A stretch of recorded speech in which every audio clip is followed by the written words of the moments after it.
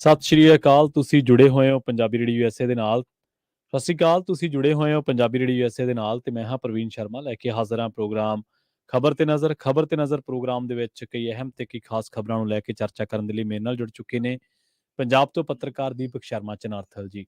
ਉਹਨਾਂ ਦਾ ਸਵਾਗਤ ਕਰਾਂਗੇ, ਪਹਿਲਾਂ ਫਿਰ ਕਰਾਂਗੇ ਕਿ ਅਹਿਮ ਖਬਰਾਂ ਨੂੰ ਲੈ ਕੇ ਚਰਚਾ। ਸ਼ਰਮਾ ਜੀ ਸਤਿ ਸ਼੍ਰੀ ਅਕਾਲ ਜੀ, ਸਵਾਗਤ ਹੈ ਜੀ ਪੰਜਾਬੀ ਰੇਡੀਓ ਯੂਐਸਏ ਤੇ। ਸਤਿ ਸ਼੍ਰੀ ਅਕਾਲ ਪ੍ਰਵੀਨ ਜੀ, ਸਾਰੇ ਦਰਸ਼ਕਾਂ ਨੂੰ ਮੇਰੀ ਪਿਆਰ ਭਰੀ ਸਤਿ ਸ਼੍ਰੀ ਅਕਾਲ ਜੀ। ਪ੍ਰੋਗਰਾਮ ਦੇ ਵਿੱਚ ਅੱਗੇ ਵੱਲੋਂ ਤੋਂ ਪਹਿਲਾਂ ਧੰਨਵਾਦ ਕਰਦੇ ਚਲੇ ਗਏ ਸਪਾਂਸਰਸ ਦਾ, ਜਿਹੜੇ ਜ਼ਰੀਆ ਬਣਦੇ ਨੇ ਇਹਨਾਂ ਪ੍ਰੋਗਰਾਮਾਂ ਨੂੰ ਤੁਹਾਡੇ ਤੱਕ ਪਹੁੰਚਾਉਣ ਦੇ ਲਈ। ਖਾਲਸਾ ਇੰਸ਼ੋਰੈਂਸ ਏਜੰਸੀ ਵਾਲੇ, ਜਿਨ੍ਹਾਂ ਤੋਂ ਤੁਸੀਂ ਹਰ ਤਰੀਕੇ ਦੀ ਇੰਸ਼ੋਰੈਂਸ ਲੈ ਸਕਦੇ ਹੋ। ਇੰਸ਼ੋਰੈਂਸ ਬਾਰੇ ਪਤਾ ਕਰਨ ਦੇ ਲਈ ਉਹਨਾਂ ਦਾ ਨੰਬਰ ਹੈ 408-272-2500। ਕਵਰਡ ਕੈਲੀਫੋਰਨੀਆ, ਓਬਾਮਾ ਕੇਅਰ ਬਾਬਤ ਤੇ ਮੈਡੀਕੇਅਰ ਬਾਬਤ ਅਮਰੀਕਾ ਭਰ ਦੇ ਵਿੱਚ ਸੇਵਾਵਾਂ ਦਿੰਦੇ ਨੇ। ਇਹਨਾਂ ਸੇਵਾਵਾਂ ਦਾ ਲਾਭ ਉਠਾਉਣ ਦੇ ਲਈ ਅੱਜ ਹੀ ਡਾਇਲ ਕਰੋ 408-272-2500। ਟਰਕੀਅਨ ਇਮੀਗ੍ਰੇਸ਼ਨ ਲਾ ਫਰਮ ਵਾਲੇ ਜੇ ਟਰਕੀਅਨ ਅਟਾਰਨੀ ਟਰਕੀਅਨ ਦੇ ਨਾਲ ਤੁਸੀਂ ਯੂਐਸ ਇਮੀਗ੍ਰੇਸ਼ਨ ਬਾਬਤ ਕੋਈ ਸਲਾਹ ਕਰਨੀ ਹੈ, ਕੋਈ ਸਵਾਲ ਪੁੱਛਣਾ, ਤਾਂ ਉਹਨਾਂ ਦਾ ਨੰਬਰ ਹੈ 415-909-0503। Gurdeep Singh Birdi Clovis, Satnam Singh Shergill Selma, Jagtar Singh Anandpuri Fremont, Surjit Singh Chahal Yuba City, Gurdeep Singh Gill ਤੇ ਪਰਿਵਾਰ Yuba City, Mandeep Singh Sarabjit Kaur San Jose, Manjit Singh San Jose, ਅਬੇ Sacramento, Miri Piri Seva society Fresno ਤੇ ਜੱਸੀ ਗਿੱਲ ਬੇਕਰਸਫੀਲਡ ਤੋਂ। ਇਹਨਾਂ ਸਾਰੇ ਹੀ ਸਪਾਂਸਰਸ ਦਾ ਬਹੁਤ-ਬਹੁਤ ਧੰਨਵਾਦ। ਤੇ ਜੇਕਰ ਤੁਸੀਂ ਵੀ ਇਹਨਾਂ ਪ੍ਰੋਗਰਾਮਾਂ ਨੂੰ ਸਪਾਂਸਰ ਕਰਨਾ ਚਾਹੁੰਦੇ ਹੋ ਤਾਂ ਸਟੂਡੀਓ ਦਾ ਨੰਬਰ ਹੈ 408-272-5200। ਖਬਰਾਂ ਦੀ ਸ਼ੁਰੂਆਤ ਕਰੀਏ ਸ਼ਰਮਾ ਜੀ, ਗੱਲ ਕਰੀਏ ਛਾਪੇਮਾਰੀਆਂ ਦੀ। ਪੰਜਾਬ ਦੇ ਵਿੱਚ NIA ਦੀਆਂ ਖਬਰਾਂ ਤਾਂ ਆਈਆਂ ਸੀ, ਪਰ ਛਾਪੇ CBI ਦੇ ਵੱਜੇ ਨੇ। ਦੋਨਾਂ ਏਜੰਸੀਆਂ ਨੇ, ਕੀ ਇਹ ਗੱਲ ਸੱਚ ਹੈ ਕਿ 70 ਤੋਂ ਵੱਧ ਥਾਵਾਂ ਤੇ ਛਾਪੇਮਾਰੀ ਕੀਤੀ ਹੈ ਪੰਜਾਬ ਦੇ ਵਿੱਚ? ਬਿਲਕੁਲ ਪ੍ਰਵੀਨ ਜੀ, ਕੱਲ ਪੰਜਾਬ ਪੂਰਾ ਦਿਨ ਮਤਲਬ ਕਿ ਇਸ ਗੱਲ ਨੂੰ ਲੈ ਕੇ ਤਰਸੱਲੀ ਮਚੀ ਰਹੀ। ਜਿੱਥੋਂ ਵੀ ਦੇਖੋ, ਉਸੇ ਸ਼ਹਿਰ ਚੋਂ, ਉਸੇ ਕਸਬੇ ਚੋਂ, ਕਿਸੇ ਪਿੰਡ ਦੀ ਸੜਕ ਤੋਂ ਖਬਰ ਹੀ ਆਉਂਦੀ ਸੀ ਕਿ ਅੱਜ ਸਾਡੇ ਛਾਪਾ ਪੈ ਗਿਆ, ਇੱਥੇ ਛਾਪਾ ਪੈ ਗਿਆ, ਇਹਨਾਂ ਦੇ ਛਾਪਾ ਪੈ ਗਿਆ। ਤੋਂ NIA ਤੋਂ ਲੈ ਕੇ CBI ਤੱਕ ਦੇ ਪੰਜਾਬ ਦੇ ਵਿੱਚ ਹੀ ਕੱਲ 71-72 ਛਾਪੇ ਪਏ ਨੇ। 70 ਤੋਂ ਵੱਧ ਛਾਪੇ। 50 ਤੋਂ ਵੱਧ ਥਾਵਾਂ ਦੇ ਉੱਤੇ ਪੰਜਾਬ ਦੇ ਵਿੱਚ CBI ਦੇ ਛਾਪੇ ਨੇ। 21 ਤੋਂ ਵੱਧ ਥਾਵਾਂ ਦੇ ਉੱਤੇ ਪੰਜਾਬ ਦੇ ਵਿੱਚ NIA ਦੇ ਛਾਪੇ ਨੇ। ਠੀਕ ਹੈ। ਸੋ NIA ਦੀ ਜਿਹੜੀ ਛਾਪੇਮਾਰੀ ਆ, ਉਹ ਲਾਰੈਂਸ ਜਿਹੜਾ ਗੈਂਗਸਟਰ ਹੈ, ਉਹਦੇ ਨਾਂ ਦੇ ਉੱਤੇ, ਮਤਲਬ ਉਹਦੇ ਟਿਕਾ ਹੈ ਨਾ, ਉਹਦੇ ਛਾਪਿਆਂ ਦੇ ਉਹਦੇ ਨਾਲ ਲੈ ਕੇ ਆ ਕੇ ਉਹਦੇ ਟਿਕਾਣਿਆਂ ਤੇ ਛਾਪੇਮਾਰੀ ਹੈ ਜੀ। ਉਹਦੇ ਥਾਂ ਅਸੀਂ ਤਲਾਸ਼ ਰਹੇ ਹਾਂ ਜੀ, ਉਹਦੀ ਕਿਹਨਾਂ ਨਾਲ ਤਾਲਮੇਲ ਆ ਉਹ ਤਲਾਸ਼ਣਾ ਜੀ। ਫਿਰ ਕਹਿੰਦੇ ਜੀ ਇਹ ਗੈਂਗਸਟਰਵਾਦ ਤੇ ਅੱਤਵਾਦ ਦਾ ਇੱਕ ਗੱਠਜੋੜ ਹੈ, ਉਹ ਗੱਠਜੋੜ ਤੋੜਨ ਲਈ ਇਹ ਛਾਪੇਮਾਰੀ ਹੈ। ਸੋ ਦੂਸਰੇ ਪਾਸੇ ਇਸੇ ਤਰ੍ਹਾਂ CBI ਦੇ ਛਾਪੇ ਨੇ ਜਿਹੜੇ ਕਣਕ ਦਾ, ਕਹਿੰਦੇ ਜੀ ਘਟੀਆ, ਮਤਲਬ ਕਿ ਜਿਹੜੀਆਂ ਕਣਕ, ਝੋਨਾ ਹੈ ਜਾਂ ਚੌਲ ਨੇ, ਉਹ ਘਟੀਆ ਭੇਜਦੇ ਨੇ ਜੀ, ਉਹਨਾਂ ਦਾ ਇੱਕ ਗਰੋਹ ਕੰਮ ਕਰਦਾ, ਉਹਨਾਂ ਦੀ ਛਾਪੇਮਾਰੀ। ਸੋ ਜੇਕਰ ਮੈਂ ਪਹਿਲਾਂ NIA ਦੇ ਛਾਪਿਆਂ ਤੇ ਆਵਾਂ ਪ੍ਰਵੀਨ ਜੀ, ਪੰਜਾਬ ਦੇ ਵਿੱਚ ਕੱਲ 21 ਥਾਵਾਂ ਤੇ ਛਾਪੇਮਾਰੀ ਹੋਈ ਆ। ਹਰਿਆਣਾ ਚ ਕਰੀਬ 15 ਥਾਵਾਂ ਤੇ ਛਾਪੇਮਾਰੀ ਹੋਈ ਆ। ਔਰ NIA ਦੇ ਛਾਪੇ ਹੀ ਕੱਲ ਦੇਸ਼ ਦੇ ਵਿੱਚ 76 ਤੋਂ ਲੈ ਕੇ 80 ਦੇ ਕਰੀਬ ਛਾਪੇ ਪਏ। ਠੀਕ ਹੈ। ਪੂਰੇ ਦੇਸ਼ ਦੇ ਵਿੱਚ 5 ਤੋਂ ਵੱਧ ਸੂਬਿਆਂ ਦੇ ਵਿੱਚ ਇਹ ਛਾਪੇਮਾਰੀ ਹੈ ਜੀ। ਔਰ ਮਤਲਬ ਦੱਸਿਆ ਜਾ ਰਿਹਾ 7 ਜਾਂ 8 ਸੂਬੇ ਨੇ ਇਹਦੇ ਵਿੱਚ, ਜਿਹਦੇ ਵਿੱਚ ਮਤਲਬ ਤੁਸੀਂ ਜੇਕਰ ਗੱਲ ਕਰਨੀ ਹੋਵੇ ਤਾਂ ਇਹਦੇ ਵਿੱਚ ਦਿੱਲੀ ਆਉਂਦਾ, ਇਹਦੇ ਵਿੱਚ ਹਰਿਆਣਾ ਆਉਂਦਾ, ਇਹਦੇ ਵਿੱਚ ਰਾਜਸਥਾਨ ਆਉਂਦਾ, ਇਹਦੇ ਵਿੱਚ UP ਆਉਂਦਾ ਹੈ, ਇਹਦੇ ਵਿੱਚ ਗੁਜਰਾਤ ਆਉਂਦਾ ਹੈ, ਮੱਧ ਪ੍ਰਦੇਸ਼ ਆਉਂਦਾ, ਮਹਾਰਾਸ਼ਟਰ ਆਉਂਦਾ ਤੇ ਪੰਜਾਬ ਦੇ 21 ਥਾਵਾਂ ਆਉਂਦੀਆਂ ਨੇ। ਸੋ ਇਸ ਤਰ੍ਹਾਂ ਇੰਨੀਆਂ ਥਾਵਾਂ ਦੇ ਉੱਤੇ ਕੱਲ ਇੰਨੇ ਦੇ ਛਾਪੇ ਨੇ। ਤੇ ਕਹਿੰਦੇ ਕੀ ਨੇ? ਕਹਿੰਦੇ ਜੀ ਅਸਲ ਦੇ ਵਿੱਚ ਇਹ ਗੈਂਗਸਟਰਾਂ ਦਾ ਤੇ ਅੱਤਵਾਦੀਆਂ ਦਾ ਇੱਕ ਆਪਸ ਵਿੱਚ ਤਾਲਮੇਲ ਬਣ ਗਿਆ। ਵਿਦੇਸ਼ੀ ਤਾਕਤਾਂ ਨਾਲ ਵੀ ਇਹਨਾਂ ਸੰਬੰਧ ਹੈ ਜੀ, ਉਹ ਸਾਰੀ ਜਾਂਚ ਕਰਨੀ ਹੈ।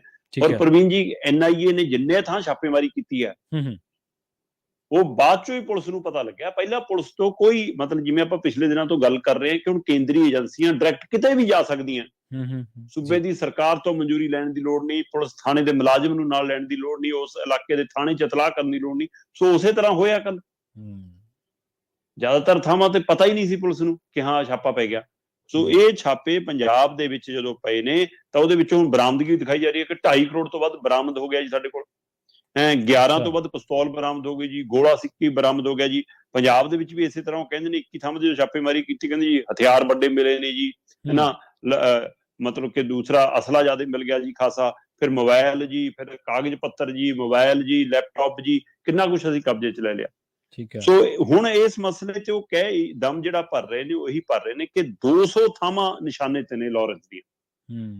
ਸੋ ਉਹਦੀਆਂ 200 ਟਿਕਾਣੇ ਮਤਲਬ ਕਿ ਨਿਸ਼ਾਨੇ ਤੇ ਨੇ NIA ਦੀ, ਤੇ ਉਹਨਾਂ ਦੇ ਵਿੱਚੋਂ ਕੱਲ ਮਤਲਬ ਕਿ ਤੁਸੀਂ ਕਹਿ ਸਕਦੇ ਹੋ 76 ਦੇ ਕਰੀਬ ਟਿਕਾਣਿਆਂ ਤੇ ਛਾਪੇਮਾਰੀ ਹੋ ਚੁੱਕੀ ਹੈ। ਤੇ ਇਹਦਾ ਮਤਲਬ ਅੱਜ ਵੀ ਛਾਪੇਮਾਰੀ ਦੀ ਉਮੀਦ ਕੀਤੀ ਜਾ ਰਹੀ ਹੈ ਕਿ ਅੱਜ ਵੀ ਛਾਪੇਮਾਰੀ ਜਾਰੀ ਰਹਿ ਸਕਦੀ ਹੈ। ਪਰ ਇਹਦੇ ਵਿੱਚ ਕਹਾਣੀ ਜਿਹੜੀ ਹੈਗੀ ਆ, ਉਹ ਸਮਝਣ ਦੀ ਲੋੜ ਹੈ ਕਿ ਇਹਦੇ ਵਿੱਚ ਬਿਕਰਮ ਸਿੰਘ ਨੇ यूपी ਦੇ ਰਿਟਾਇਰਡ ਡੀਜੀਪੀ, ਠੀਕ ਹੈ, ਉਹ ਜਨਾਬ ਕਹਿ ਰਹੇ ਨੇ, ਕਹਿੰਦੇ ਜੀ ਕਿ ਜਿਹੜਾ ਇਹ ਲਾਰੈਂਸ ਬਿਸ਼ਨੋਈ ਹੈ, ਇਹ ਜਦੋਂ ਛੋਟੀ ਛੋਟੀਆਂ ਬਦਮਾਸ਼ੀਆਂ ਤੋਂ, ਲੁੱਟਾਂ ਖੋਹਾਂ ਤੋਂ ਸ਼ੁਰੂ ਹੋਇਆ, ਤਦ ਪੰਜਾਬ ਪੁਲਿਸ ਨੇ ਇਹਨੂੰ ਰੋਕਿਆ ਨਹੀਂ, ਇਹ ਇਸ ਲਈ ਇਹ ਵੱਡਾ ਗੈਂਗਸਟਰ ਬਣ ਗਿਆ। ਇਹ ਪੰਜਾਬ ਪੁਲਿਸ ਦੀ ਨਲਾਇਕੀ ਹੈ ਜੀ। ਪਰ ਉਹਨੂੰ ਪੁੱਛੇ ਕਿ ਕਦੇ ਉਹਨੇ ਕੋਈ ਵਾਰਦਾਤ ਪਹਿਲੀ ਹਰਿਆਣੇ 'ਚ ਵੀ ਕੀਤੀ ਹੋਣੀ, ਕਦੇ ਉਹਨੇ ਕੋਈ ਵਾਰਦਾਤ ਪਹਿਲੀ ਯੂਪੀ 'ਚ ਵੀ ਕੀਤੀ ਹੋਣੀ ਜੀ, ਫਿਰ ਯੂਪੀ ਪੁਲਿਸ ਫੜ ਲੈਂਦੀ ਤੁਹਾਡੀ, ਬਿਲਕੁਲ ਸਹੀ ਹੈ, ਫਿਰ ਹਰਿਆਣਾ ਪੁਲਿਸ ਫੜ ਲੈਂਦੀ। ਸੋ ਇੱਕ ਸੂਬੇ ਦੇ ਗੱਲ ਪਾਉਣਾ, ਮਤਲਬ ਜਿਹੜੀ ਇਹ ਇੱਕ ਆਪਾਂ ਕਹਿੰਦੇ ਆ ਕਿ ਗੈਂਗਸਟਰਵਾਦ ਮੁੱਕਣਾ ਚਾਹੀਦਾ ਹੈ। ਹਾਂਜੀ, ਜੇਕਰ ਨੌਜਵਾਨ ਕੋਈ ਰਾਹ ਤੋਂ ਭਟਕ ਗਿਆ, ਉਹਨੂੰ ਸਹੀ ਰਾਹ ਤੇ ਲਿਆਉਣਾ ਚਾਹੀਦਾ। ਉਹਦਾ ਹੱਲ ਕੱਲਾ ਮਤਲਬ ਕਿ ਜੇਲਾਂ ਹੀ ਨਹੀਂ ਆ, ਉਹਦਾ ਹੱਲ ਕੱਲਾ ਮਤਲਬ ਕਿ ਮੁਕਾਬਲਾ ਹੀ ਨਹੀਂ ਹੈਗਾ। ਸੋ ਇਸ ਲਈ ਉਹਨਾਂ ਨੂੰ ਮੋੜਨ ਦੇ ਲਈ ਤੁਹਾਡੀ ਸਮਾਜਿਕ ਜ਼ਿੰਮੇਵਾਰੀ ਕੀ ਹੈ ਜੀ? ਪੁਲਿਸ, ਮੈਂ ਤਾਂ ਇਹੀ, ਜਿੰਨਾ ਕੁ ਆਪਾਂ ਛੋਟੇ ਹੁੰਦੇ ਪੜ੍ਹਿਆ ਪ੍ਰਵੀਨ ਜੀ, ਇਹੀ ਪੜ੍ਹਿਆ ਕਿ ਜੇਲਾਂ ਸੁਧਾਰ ਕਰਨੇ ਜੀ, ਬਿਲਕੁਲ ਇਦਾਂ ਹੀ। ਸੋ ਪਰ ਉਹ ਸੁਧਾਰ ਕਰਨੀ, ਉਹ ਤਾਂ ਮਤਲਬ ਕਿ ਅੱਡੇ ਬਣ ਗਈਆਂ ਉਲਟਾ। ਜੇਕਰ ਚੋਰ ਚਲਾ ਜਾਵੇ ਤਾਂ ਉਹ ਅੰਦਰੋਂ ਬਦਮਾਸ਼ ਬਣ ਕੇ ਨਿਕਲਦਾ। ਸੋ ਇਸ ਲਈ ਇਹ ਇੱਕ ਆਪਣੇ ਆਪ ਤੁਸੀਂ ਦੂਸਰੇ, ਹੁਣ ਇਹ ਪੰਜਾਬ ਦੇ ਗੱਲ ਪਾਉਣਾ ਚਾਹੁੰਦੇ ਨੇ, ਪਰ ਇਹਦੇ ਵਿੱਚ ਸਿੱਧੀ ਕੇਂਦਰ ਦੀ ਕੱਲ ਮਤਲਬ ਕਿ ਛਾਪੇਮਾਰੀ, ਜਿੱਥੇ ਇਹ ਦਿਖਾਉਂਦੀ ਹੈ ਕਿ ਹਾਂ ਅਸੀਂ ਗੈਂਗਸਟਰਵਾਦ ਤੇ ਕੰਮ ਕਰ ਰਹੇ ਹਾਂ, ਅਸੀਂ ਇਸ ਰੋਕਥਾਮ ਤੇ ਕੰਮ ਕਰ ਰਹੇ ਹਾਂ, ਇਸ ਲਈ ਉਹ ਸਾਰੇ ਸੂਬਿਆਂ ਦੇ ਵਿੱਚ, ਪਰ ਏਦਾਂ ਲੱਗਦਾ ਜਿਵੇਂ ਇਹਦੇ ਵਿੱਚ ਬਦਨਾਮ ਪੰਜਾਬ ਨੂੰ ਕਰਨ ਦੀ ਕਵਾਇਦ ਹੈ। ਸੋ ਜੇਕਰ ਇਹ ਸਾਰਾ ਤਾਣਾ ਬਾਣਾ ਗੈਂਗਸਟਰਵਾਦ ਦਾ 8 ਸੂਬੇ 'ਚ ਤਾਂ ਛਾਪੇਮਾਰੀ ਹੈ, ਮਤਲਬ ਹੋਰ ਸੂਬਿਆਂ 'ਚ ਵੀ ਫੈਲਿਆ ਹੋਊਗਾ ਨਾ। ਜੇ ਇੱਧਰ ਵਾਲੇ ਉੱਧਰ ਗਏ ਨੇ ਤਾਂ ਉੱਧਰ ਵਾਲੇ ਵੀ ਤਾਂ ਇੱਧਰ ਆਉਂਦੇ ਹੋਣਗੇ ਜੀ।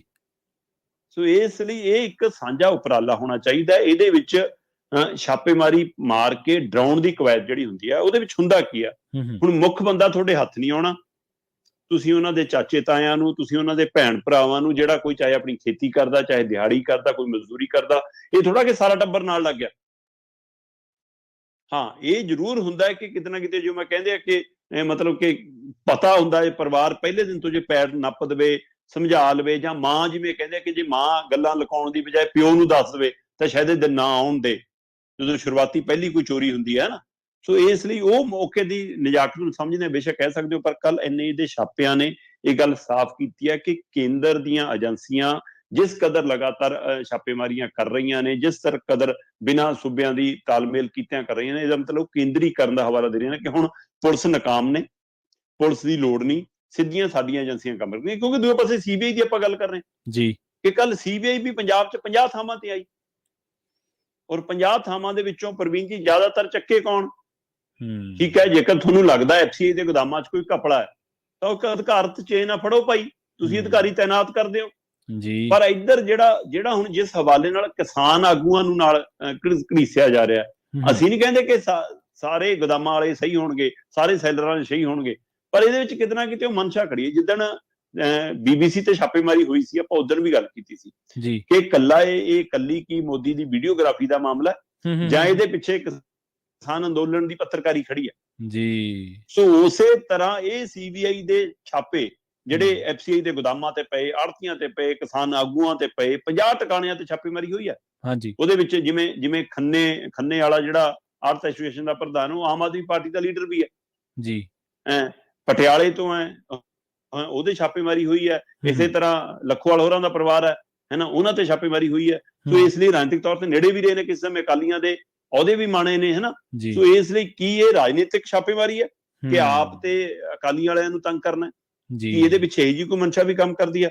ਸੋ ਕੱਲ ਪ੍ਰਵੀਨ ਜੀ 50 ਟਿਕਾਣੇ, ਜਿਹਦੇ ਵਿੱਚੋਂ ਪਟਿਆਲਾ ਖੇਤਰ, ਰਾਜਪੁਰਾ ਖੇਤਰ, ਸਨੌਰ, ਮੋਗਾ, ਖੰਨਾ, ਸਮਰਾਲਾ, ਇਹ ਕਿੰਨੇ ਹੀ ਇਲਾਕੇ ਨੇ ਜਿੱਥੇ ਸਾਰੇ ਥਾਵਾਂ ਦੇ ਉੱਤੇ ਛਾਪੇਮਾਰੀ ਹੋਈ ਹੈ। ਸੋ ਕਰੀਬ ਪੰਜਾਬ ਦੇ ਕੱਲ 7-8 ਜ਼ਿਲ੍ਹਿਆਂ ਦੇ ਵਿੱਚ ਇਹ ਛਾਪੇਮਾਰੀ ਜਾਰੀ ਰਹੀ ਹੈ, ਔਰ 6 ਮਹੀਨੇ ਤੋਂ ਇਹ ਜਾਂਚ ਪੜਤਾਲ ਚੱਲ ਰਹੀ ਹੈ ਕਿ ਜੀ ਜਿਹੜਾ ਅਨਾਜ ਹੈ ਉਹ ਇੱਕ ਮਤਲਬ ਕਿ ਆਪਸੀ ਇੱਕ ਗੱਠਜੋੜ ਕਰਕੇ ਗੋਦਾਮਾਂ ਔਰ ਆੜਤੀਆਂ ਦਾ ਜਾਂ ਸੈਲਰਾਂ ਵਾਲਿਆਂ ਨਾਲ ਮਿਲ ਕੇ ਉਹ ਘਟੀਆ ਕੁਆਲਿਟੀ ਦਾ ਭੇਜਿਆ ਜਾਂਦਾ ਹੈ। ਸੋ ਉਸ ਨੂੰ ਵਧੀਆ ਕੁਆਲਿਟੀ ਦਿਖਾਈ ਜਾਂਦੀ ਹੈ। ਸੋ ਇਹ ਜਾਂਚ ਦਾ ਵਿਸ਼ਾ, ਉਹ ਜਾਂਚ ਦੀ ਆੜ ਦੇ ਵਿੱਚ ਮੈਨੂੰ ਲੱਗਦਾ ਉਹ ਵੀ ਆਪਣੀ ਮਿਸ਼ਨ ਦੇ ਵਿੱਚ ਕੇਂਦਰ ਲੱਗਿਆ ਕਿ ਆਪਾਂ ਇਸ ਤਰ੍ਹਾਂ ਕਿਸਾਨ ਜਥੇਬੰਦੀਆਂ ਨੂੰ, ਕਿਉਂਕਿ ਪਹਿਲਾਂ ਹੀ ਉਹ ਖੇਰੂ ਨੇ ਪਹਿਲਾਂ ਹੀ ਆਪਸ ਦੇ ਵਿੱਚ ਇੱਕ ਦੂਏ ਦੇ ਲੀੜੇ ਫਾਰਨ ਲੱਗੀਆਂ ਹੋਈਆਂ ਨੇ। ਸੋ ਜਿਹੜੀਆਂ ਧਿਰਾਂ ਜਿੱਤ ਕੇ ਮੁੜੀਆਂ ਹੋਣ ਜੀ, ਉਹ ਧਿਰਾਂ ਵੀ ਜਦੋਂ ਦਾਗੀ ਕਹਾਉਣ ਲੱਗ ਜਾਣ, ਹੈਨਾ, ਮਤਲਬ ਅਗਲੇ ਕਹਿੰਦੇ ਹਾਰ ਕੇ ਆਉਂਦੇ ਫਿਰ ਤਾਂ ਛਿੱਤਰ ਮਾਰਦੇ ਜੀ, ਜਿੱਤ ਕੇ ਆਏ ਤਾਂ ਵੀ ਛਿੱਤਰ ਖਾ ਰਹੇ ਆ ਤੇ ਆਪਸ ਵਿੱਚ ਛਿੱਤਰੋ ਛਿੱਤਰੀ ਹੋ ਰਹੇ ਆ। ਸੋ ਇਹਨਾਂ ਦੀਆਂ ਇਹ ਨਲਾਇਕੀਆਂ ਦਾ ਫਾਇਦਾ ਹੁਣ ਕੇਂਦਰ ਚੱਕਣ ਨੂੰ ਫਿਰਦਾ, ਅਗਲੇ ਨੇ ਏਜੰਸੀਆਂ ਹੋਰ ਲਾਤੀਆਂ ਮਗਰ ਕਿ ਕੋਈ ਕਸਰ ਰਹਿ ਨਾ ਜਾਵੇ। ਜੀ ਸੋ ਇਸ ਲਈ ਜਿੱਥੇ ਤਾਂ ਇਹ ਮਾਮਲੇ ਦੀ ਜਾਂਚ ਹੋਣੀ ਚਾਹੀਦੀ ਹੈ ਕਿ ਜੇ ਖਾਣਾ ਕਿਸੇ ਨੂੰ ਘਟੀਆ ਅਨਾਜ ਭੇਜਿਆ ਜਾ ਰਿਹਾ ਉਹਦੇ ਲਈ ਹਾਂਜੀ ਕਿਹੜੀ ਧਿਰ ਦੋਸ਼ੀ ਆ, ਉਹਦੀ ਨਿਰਪੱਖਤਾ ਨਾਲ ਜਾਂਚ ਹੋਣੀ ਚਾਹੀਦੀ ਹੈ।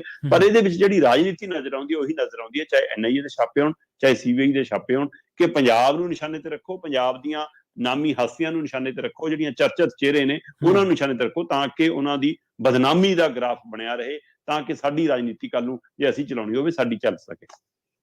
ਹਾਂਜੀ ਬਿਲਕੁਲ, ਇਸੇ ਕੜੀ ਦੇ ਤਹਿਤ ਤੁਹਾਨੂੰ ਯਾਦ ਹੋਣਾ ਪਿਛਲੇ ਦਿਨੀ ਸਰਗਰਮ ਜਿਹੜੇ ਕਲਾਕਾਰ ਰਹੇ ਉਹਨਾਂ ਦੇ ਵੀ ਛਾਪੇ ਮਾਰੀਆਂ ਹੋਈਆਂ ਕਈ ਬਿਲਕੁਲ ਘੰਟੇ। ਹਾਂਜੀ ਆਪਾਂ ਪ੍ਰਵੀਨ ਜੀ ਇਹ ਗੱਲ ਉਸੇ ਸਮੇਂ ਕੀਤੀ ਸੀ ਜਦੋਂ ਕਿਸਾਨ ਅੰਦੋਲਨ ਸ਼ੁਰੂ ਹੋਇਆ ਸੀ, ਜਦੋਂ ਦਿੱਲੀ ਨਹੀਂ ਗਏ ਸੀ ਜੀ, ਤਦ ਜਦੋਂ ਪ੍ਰੈਸ ਕਾਨਫਰੰਸਾਂ ਕਰਦੇ ਹੁੰਦੇ ਸੀ ਕਲਾਕਾਰ ਕਿ ਸਾਡਾ ਆਹ ਪ੍ਰੋਗਰਾਮ ਹੈ, ਅਸੀਂ ਨਾਲ ਜਾਵਾਂਗੇ, ਉੱਥੇ ਆਵਾਂਗੇ, ਤਦ ਵੀ ਅਸੀਂ ਸਵਾਲ ਕਰਦੇ ਸੀ। ਉਹ ਕਹਿੰਦੇ ਹਾਂ ਬਾਈ ਜੀ ਸਾਨੂੰ ਪਤਾ, ਅਸੀਂ ਮਾਨਸਿਕ ਤੌਰ ਤੇ ਤਿਆਰ ਹਾਂ ਕਿ ਸਾਡੇ ਤੇ ਇਦਾਂ ਦੀ ਛਾਪੇਮਾਰੀ ਹੋਣੀ ਆ। ਸੋ ਇਹ ਉਸੇ ਤਰ੍ਹਾਂ ਡਰਾਉਣ ਦੀ ਕਵਾਇਦ ਜੀ ਜੀ। ਤੇ ਅਗਲੀ ਖਬਰ ਕਰੀਏ ਆਪਾਂ ਪੰਥਕ ਹਲਕਿਆਂ ਦੀ। ਸ਼ਰਮਾ ਜੀ, ਸੇਵਾ ਸੰਭਾਲਣ ਗਈ ਹਰਿਆਣਾ ਕਮੇਟੀ ਨੇ ਸੰਭਾਲੀਆਂ ਗੋਲਕਾਂ ਜੀ। ਬਿਲਕੁਲ ਪ੍ਰਵੀਨ ਜੀ ਪਿਛਲੇ ਦਿਨੀ ਕੁਰਕਸ਼ੇਤਰ ਦੇ ਵਿੱਚ 6ਵੀਂ ਪਾਤਸ਼ਾਹੀ ਦੇ ਗੁਰੂ ਘਰ ਦੇ ਵਿੱਚ ਜੋ ਵਰਤਾਰਾ ਵਾਪਰਿਆ, ਹਾਂਜੀ, ਉਹ ਇੰਨਾ ਮਤਭਾਗਾ ਸੀਗਾ ਕਿ ਜਿੱਥੋਂ ਸਾਫ਼ ਲੱਗਦਾ ਹੈ ਕਿ ਗੁਰੂ ਘਰ ਦੀ ਸੇਵਾ ਸੰਭਾਲਣ ਦਾ ਤਾਂ ਮਸਲਾ ਹੀ ਨਹੀਂਗਾ।